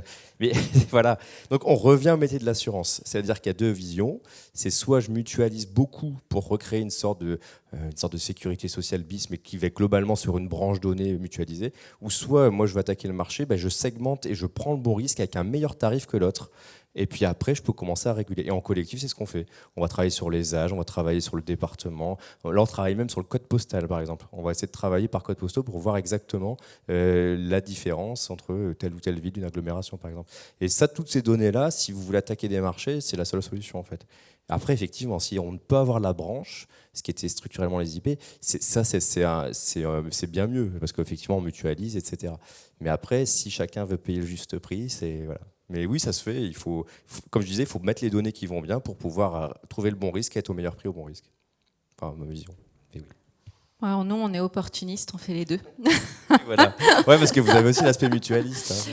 Oui, et puis parce que c'est sûr que l'aspect de mutualisation, il a été quand même grandement chamboulé avec la fin des clauses de désignation. Donc on n'est plus du tout dans le même univers, même si, malgré tout, on n'a pas perdu... tant de parts de marché que ça. Donc ça veut bien dire que quand même les nouveaux entrants n'y arrivent pas si bien que ça et qu'il y a encore un intérêt à la mutualisation. Ça dépend les branches. Mais c'est une joke. C'est une joke. Mais sinon, sur le sujet de l'individualisation du tarif, c'était surtout aussi en individuel pour moi. Hein. Il n'y a plus d'intérêt à être dans une hyper-individualisation du tarif quand on est dans de la santé individuelle ou de la prévoyance individuelle. Voilà. Donc ça, je pense que les c'est... TPE, il faut vraiment segmenter. Vous avez les risques individuels, une tête ou la micro-segmentation, c'est essentiel. Après, les TPE, moi je pense que sur les moins de 20 têtes, ça vaut encore le coup de vraiment segmenter. À plus de 20 têtes, on fait de la pesée, là je suis d'accord, ça revient de ça. Mais il faut bien segmenter son risque et voilà. On parle trop. Non. Merci. Alors toujours dans cette prise de recul, j'avais présenté en introduction le Health Data Hub, qui a pour rappel, qui a pour mission d'accompagner les acteurs de la santé à des fins de recherche et développement et d'innovation, en s'appuyant sur une base de données plus riche, plus étendue, auxquelles les assureurs ont accès aujourd'hui. Axel, finalement, quelles sont ces bases de données auxquelles vous avez accès ? Quel est leur potentiel et en quoi leur exploitation peut-elle être pertinente pour un assureur en santé et prévoyance ? Merci Alexis, merci de me donner je vais passer les quelques diapos, rassurez-vous, il n'y en a pas beaucoup. Merci de me donner la chance d'être la dernière présentation de la table ronde. C'est aussi le challenge, on a entendu énormément de choses, on a tous la tête farcie de connaissances, de découvertes et de réflexions. Donc voilà, je vais essayer de ne pas vous endormir pour qu'on ait encore un peu de discussion et qu'on profite du beau cocktail dont j'ai vu qu'il s'installait bien. Alors oui, moi je vais vous faire un pas de côté, puisque là, on va parler de données de santé uniquement, complémentaires à celles que vous collectez ou que vous aidez à collecter via les assureurs et mutuelles complémentaires. Donc on va parler d'autres données un petit peu, et on va parler aussi d'autres finalités d'usage. Là, on a entendu de manière pas tout à fait passionnante, développer différentes finalités pour la gestion, la lutte contre la fraude, même la prévention des assurances complémentaires. Là, on va vraiment être sur une finalité de réutilisation secondaire des données de santé pour la recherche et l'innovation. Ce n'est pas votre quotidien, mais c'est un sujet néanmoins important. Et c'est un sujet dans lequel on espère, nous, au Health Data Hub, que le temps passant, potentiellement, des mutuelles assurances complémentaires pourraient mettre un pied, évidemment pas un pied massif comme ce que vous nous avez décrit, mais un pied néanmoins utile. Alors, je travaille pour une structure qui utilise un petit nom anglais, mais qui est bien française. On est la plateforme des données de santé. On a été créé il y a 4 ans. À une période où, je vais enfoncer quelques portes ouvertes, mais vous le savez très certainement, énormément de données sont collectées. Vous savez, on le sait, il y a pratiquement plus un professionnel de santé, un établissement de santé qui n'utilise pas des logiciels pour capter des infos, pour la facturation, la transmission aux assurances principales ou complémentaires, mais aussi pour collecter des données, pour caractériser le patient, son problème de santé, les prescriptions, etc. Donc, de la donnée est collectée de manière massive en France par les professionnels de santé, en ville, dans les officines, chez les opticiens, dans les établissements de santé, et ça va s'élargir au secteur médico-social, puisque l'État vient en appui des établissements médico-sociaux pour là aussi numériser les dossiers des résidents. En tout cas, du côté des patients, des dossiers patients, la numérisation est quasi complète. C'est des dinosaures maintenant, les professionnels qui utilisent des fiches papier. Donc, il y a à la fois ce mouvement en France, énormément, comme dans tous les pays riches, énormément de données de santé sont produites. Et les données sont informatives quand elles sont nombreuses. Alors, plus ou moins, on peut travailler sur des petits volumes, on peut travailler sur des volumes massifs. Et la dynamique qu'il y avait, complémentaire au constat sur les volumes de données il y a 4-5 ans, c'était un constat que de nouvelles méthodologies, de nouveaux outils se développent pour traiter les données et pour développer des innovations en santé, en particulier en mobilisant les technologies d'intelligence artificielle qui ont déjà été un petit peu évoquées tout à l'heure. Pour développer certains modèles, certains outils d'aide à la décision, d'aide à la lecture d'images, d'appui à la prescription, il faut travailler sur des bases de données massives.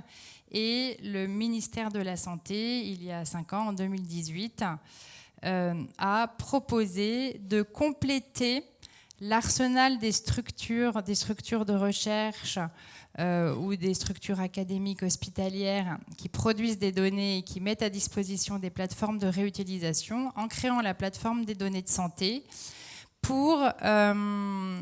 On a vocation à être, on n'est pas le seul point, et loin de là, et bien heureusement.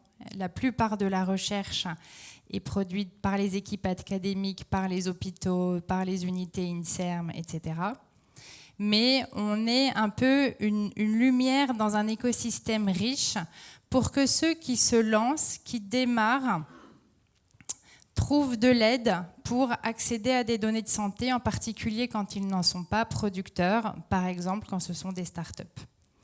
Donc notre mission, c'est faciliter, accélérer l'accès aux données de santé en France pour développer des innovations à partir de leur réutilisation.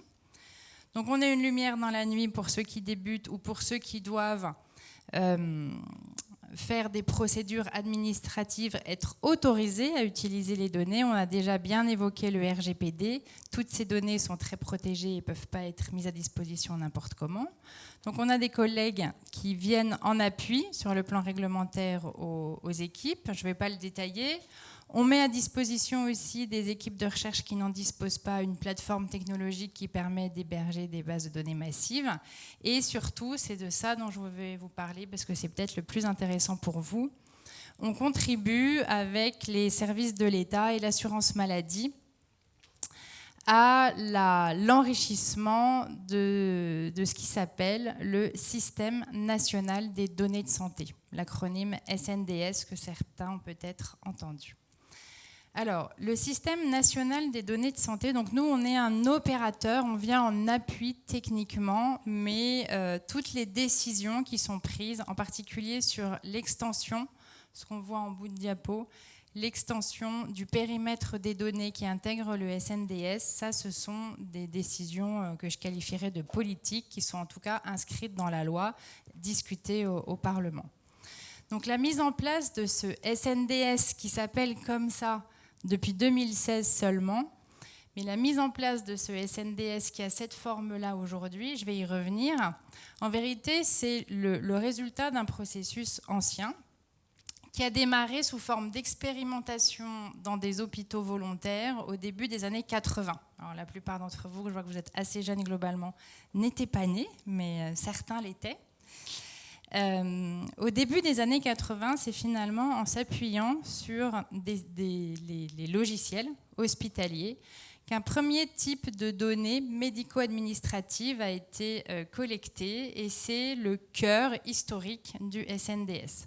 En parallèle, bien sûr, l'assurance maladie obligatoire consolidait dans une base de données, mais qu'elle était seule à utiliser, les informations de remboursement qu'elle effectue, qui lui étaient transmises par les caisses primaires d'assurance maladie, par les CEPAM.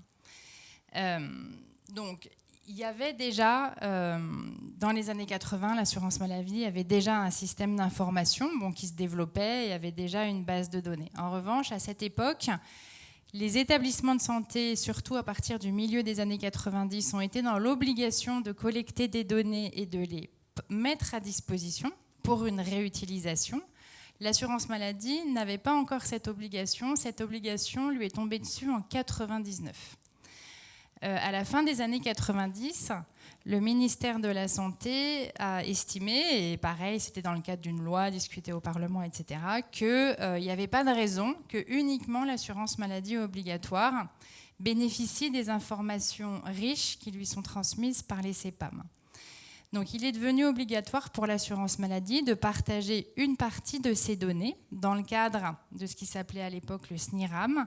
Et ce qui a été très intéressant en termes d'idées à l'époque, c'est de se dire, c'est dommage d'avoir d'un côté des bases hospitalières, de l'autre côté des bases de remboursement en ville. Il faut pouvoir travailler à l'échelle du patient et apparier des données. La petite chaîne, c'est l'appariement. Donc le SNIRAM, c'était il y a...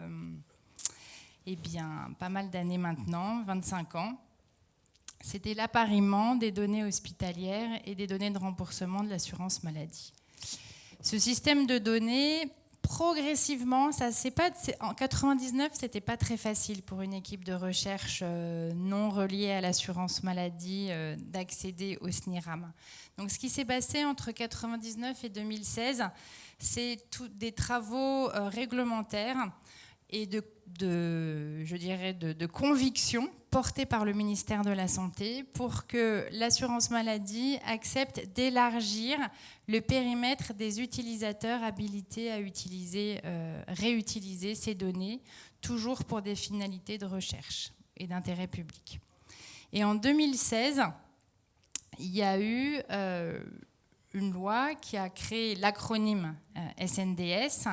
Et techniquement, ce qui est intéressant aussi en 2016, c'est que, en plus des données hospitalières et de remboursement de l'assurance maladie, ont été chaînées et sont chaînées depuis cette période les causes médicales de décès qui sont consolidées par l'INSEE à partir des certificats de décès. Et vous voyez, si vous voyez la diapo, ça ne vous a pas échappé.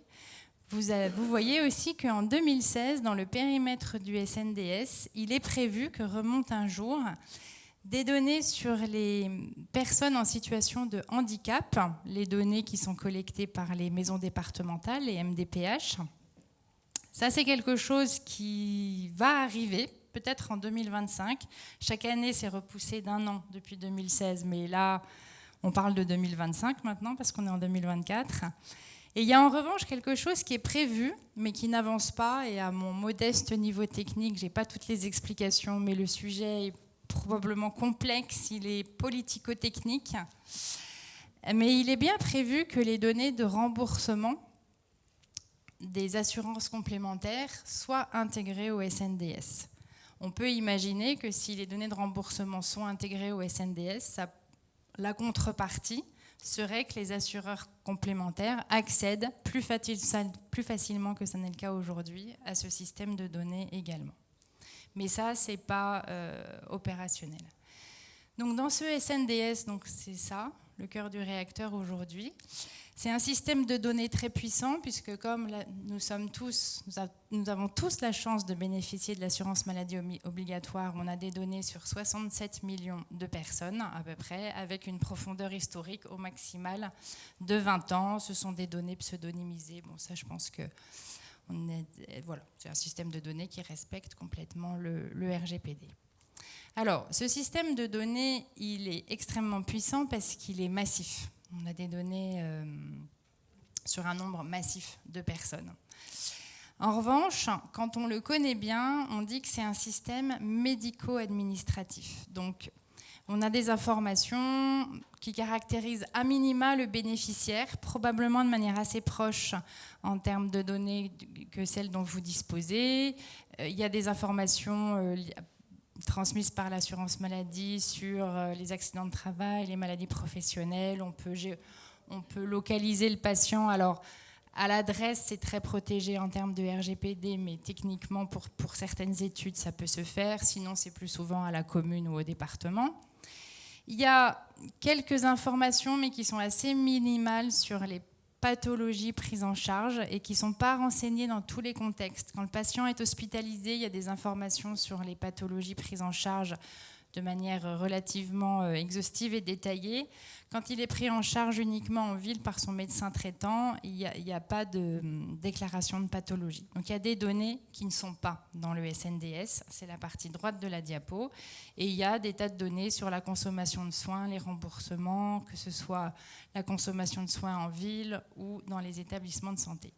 Donc c'est riche, il y a beaucoup de données, mais c'est comme toujours, quand on travaille sur un système de données qu'on a essoré par plein de bouts depuis des années, eh bien, on en perçoit les limites et on en perçoit ce qui manque et qui pourrait être utile pour la recherche, pour l'innovation, pour les utilisateurs de ces données. Donc, par exemple, on sait qu'un patient a eu une liste d'examens biologiques pratiqués en ville, mais on n'a pas les résultats des tests. On sait qu'il est diabétique parce qu'il a un bilan en hôpital de jour, à l'hôpital de temps en temps, et qu'il achète régulièrement de l'insuline en ville. En revanche, on n'a pas son taux d'hémoglobine glyquée, qui est un indicateur important pour mesurer sa compliance et l'adaptation de son traitement. Donc, Le SNDS, c'est fantastique, mais on en veut encore plus.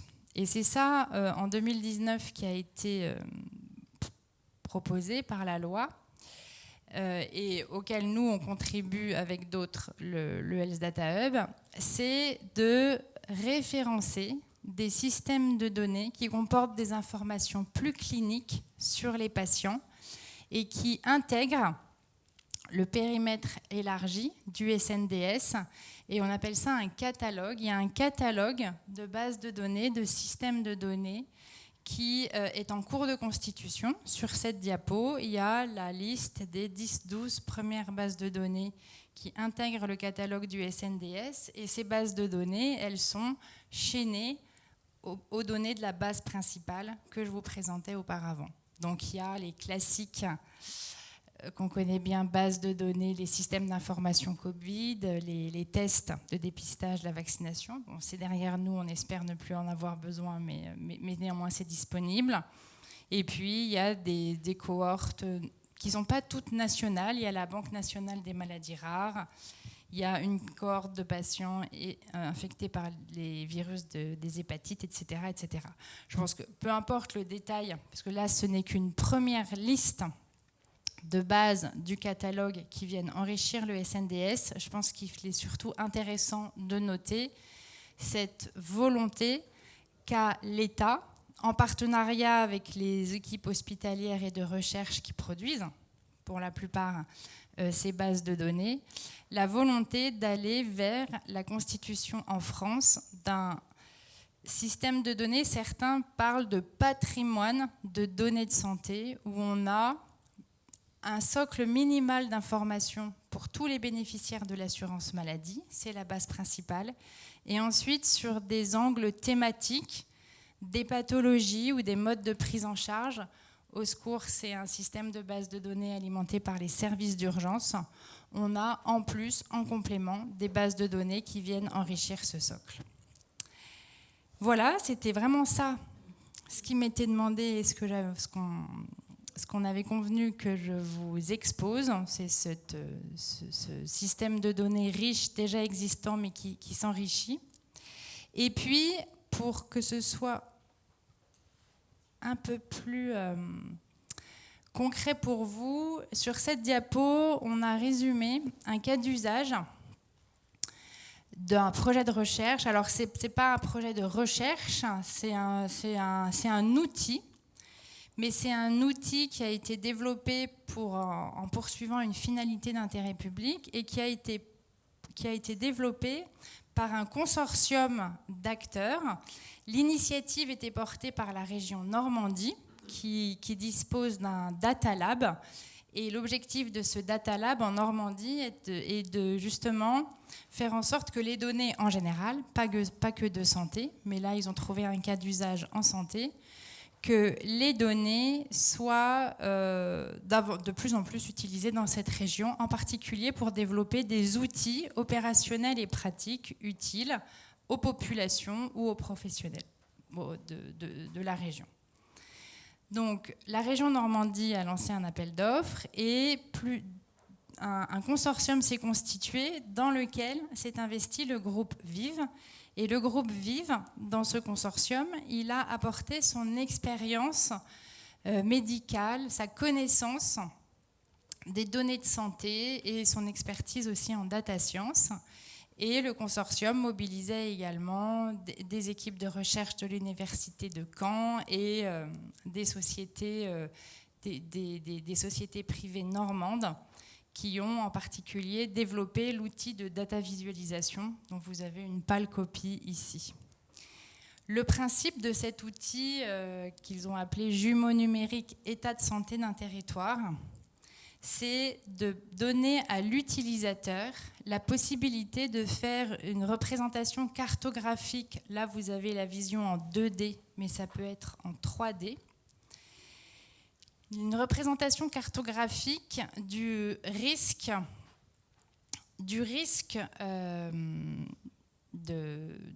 allergique lié au pollen, mais pas en s'appuyant uniquement sur la captation des données de pollinisation qui sont disponibles via un réseau national qui s'appelle le RNSA, mais en allant plus finement, en mobilisant différentes données, les données de pollinisation, mais aussi les données d'implantation ou de zones qui sont plus ou moins exposées à la présence de plantes.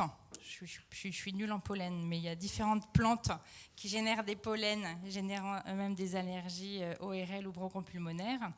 Donc il y a à la fois de la donnée cartographique de type implantation de forêt ou plantation, champs, etc., qui sont disponibles. Il y a les données de captation de l'évolution des pollens qui est fournie par le RNSA. Et il y a des données de santé qui sont des données de consommation de médicaments allergiques qui sont positionnables sur la carte au global, par département, par commune, par classe d'âge et par genre aussi. Et l'objectif avec cet outil, c'est de pouvoir faire différentes simulations pour que des utilisateurs puissent, en temps quasi réel, c'est pas actualisé à l'heure, mais c'est régulièrement actualisé, que des utilisateurs puissent utiliser cet outil quand le printemps arrive pour repérer des zones plus particulièrement à risque d'épisodes polliniques et donc allergiques importants. On n'en est pas à déclencher des alertes allergies, mais en tout cas, ça peut aider des communes qui gèrent par exemple des maisons médicales de garde ou qui gèrent l'offre de santé de professionnels d'une région à être plus particulièrement en alerte à certains moments. Et ça peut être utilisé aussi de manière un peu plus prédictive ou prospective pour repérer des zones où certaines populations sont plus particulièrement exposées au pollen et imaginer des aménagements de la campagne ou périurbain, voire urbain, différenciés et des plantations différenciées. Voilà, l'outil état de santé d'un territoire développé en Normandie avec l'appui du groupe Vive. Malheureusement, on n'a pas, parmi les projets qu'on accompagne, on n'en a pas encore beaucoup qui mobilisent des assureurs complémentaires. J'ai bien conscience qu'on n'est pas dans vos préoccupations du quotidien. Mais voilà, néanmoins, ce système de données est puissant. Les assurances complémentaires n'ont pas un accès, facile, je dirais, au SNDS. Mais dans le cadre d'un projet d'intérêt public, c'est tout à fait possible et il ne faut pas se dire que ce n'est pas possible, en tout cas, parce que parfois on entend ça. Ce n'est pas du tout interdit, ce n'est pas parce qu'on est un assureur, on n'est pas sur une liste noire des entreprises interdites. C'est possible dans le cadre, bien sûr, d'une finalité d'intérêt public, de recherche ou d'innovation. Voilà pour ce petit mot de la fin de la table ronde. Et je crois qu'on peut un petit peu discuter encore. Merci. On va aller rapidement parce qu'on a pas mal de retard. S'il y a 2-3 questions.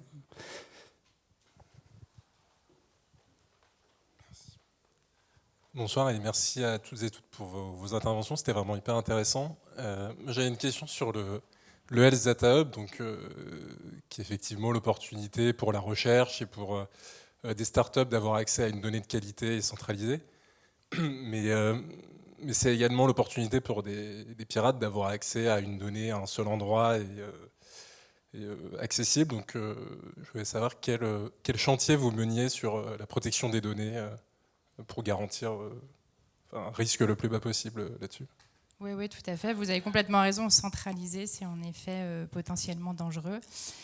Eh bien, on applique les règles de sécurité, en particulier de cybersécurité maximale avec les outils disponibles.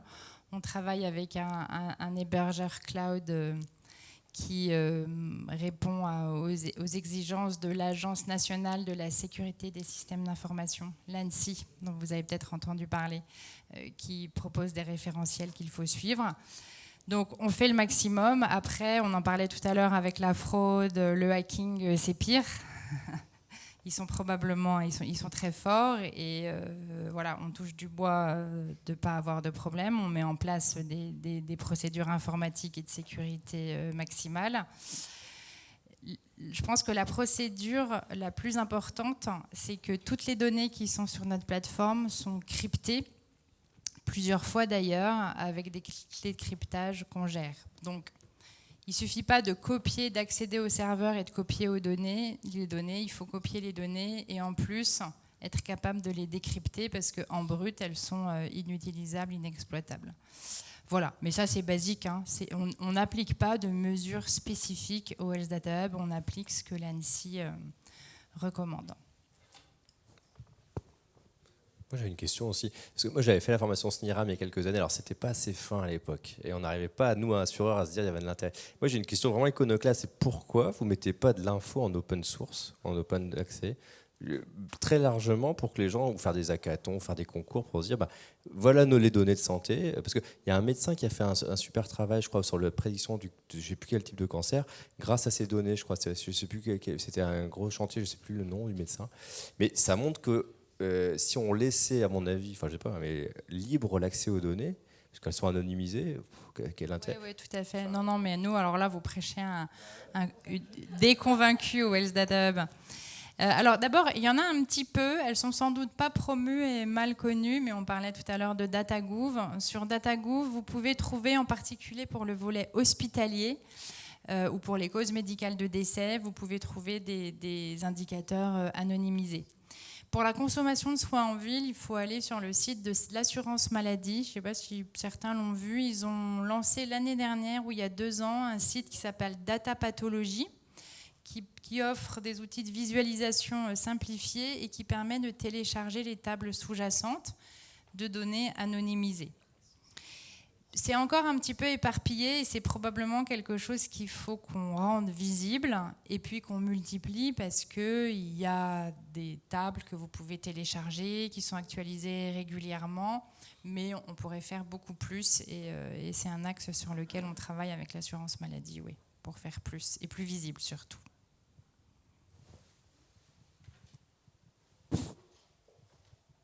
Ouais, j'avais la même question sur l'accès à l'open data, mais j'ai une question encore plus précise pour les assureurs. Alors effectivement, c'est un peu complexe, il faut passer par des cabinets d'études. Est-ce qu'on ne pourrait pas imaginer dans un court terme faciliter l'accès au ex-EGB, à l'ESND, qui est une base à 2% et qui permet de tester, d'expérimenter des choses plus facilement? Oui, tout à fait. C'est une très bonne piste. Je ne connais pas le cadre actuel d'accès à l'ESND. C'est un échantillon à 2% du SNDS. Mais tout à fait. Non, c'est une très bonne idée. Dès lors que la finalité poursuivie avec l'utilisation des données est justement des études et du développement de connaissances, il ne devrait pas y avoir d'obstacle.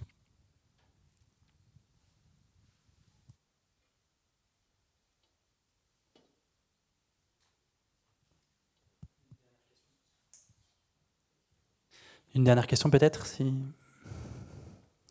On a soif, peut-être faim. Alors, merci à tous. Je remercie encore tous nos intervenants pour leur présentation très intéressante en tout cas. Et je vous invite tous au cocktail pour poursuivre nos échanges. Merci et bonne fin de soirée. Merci.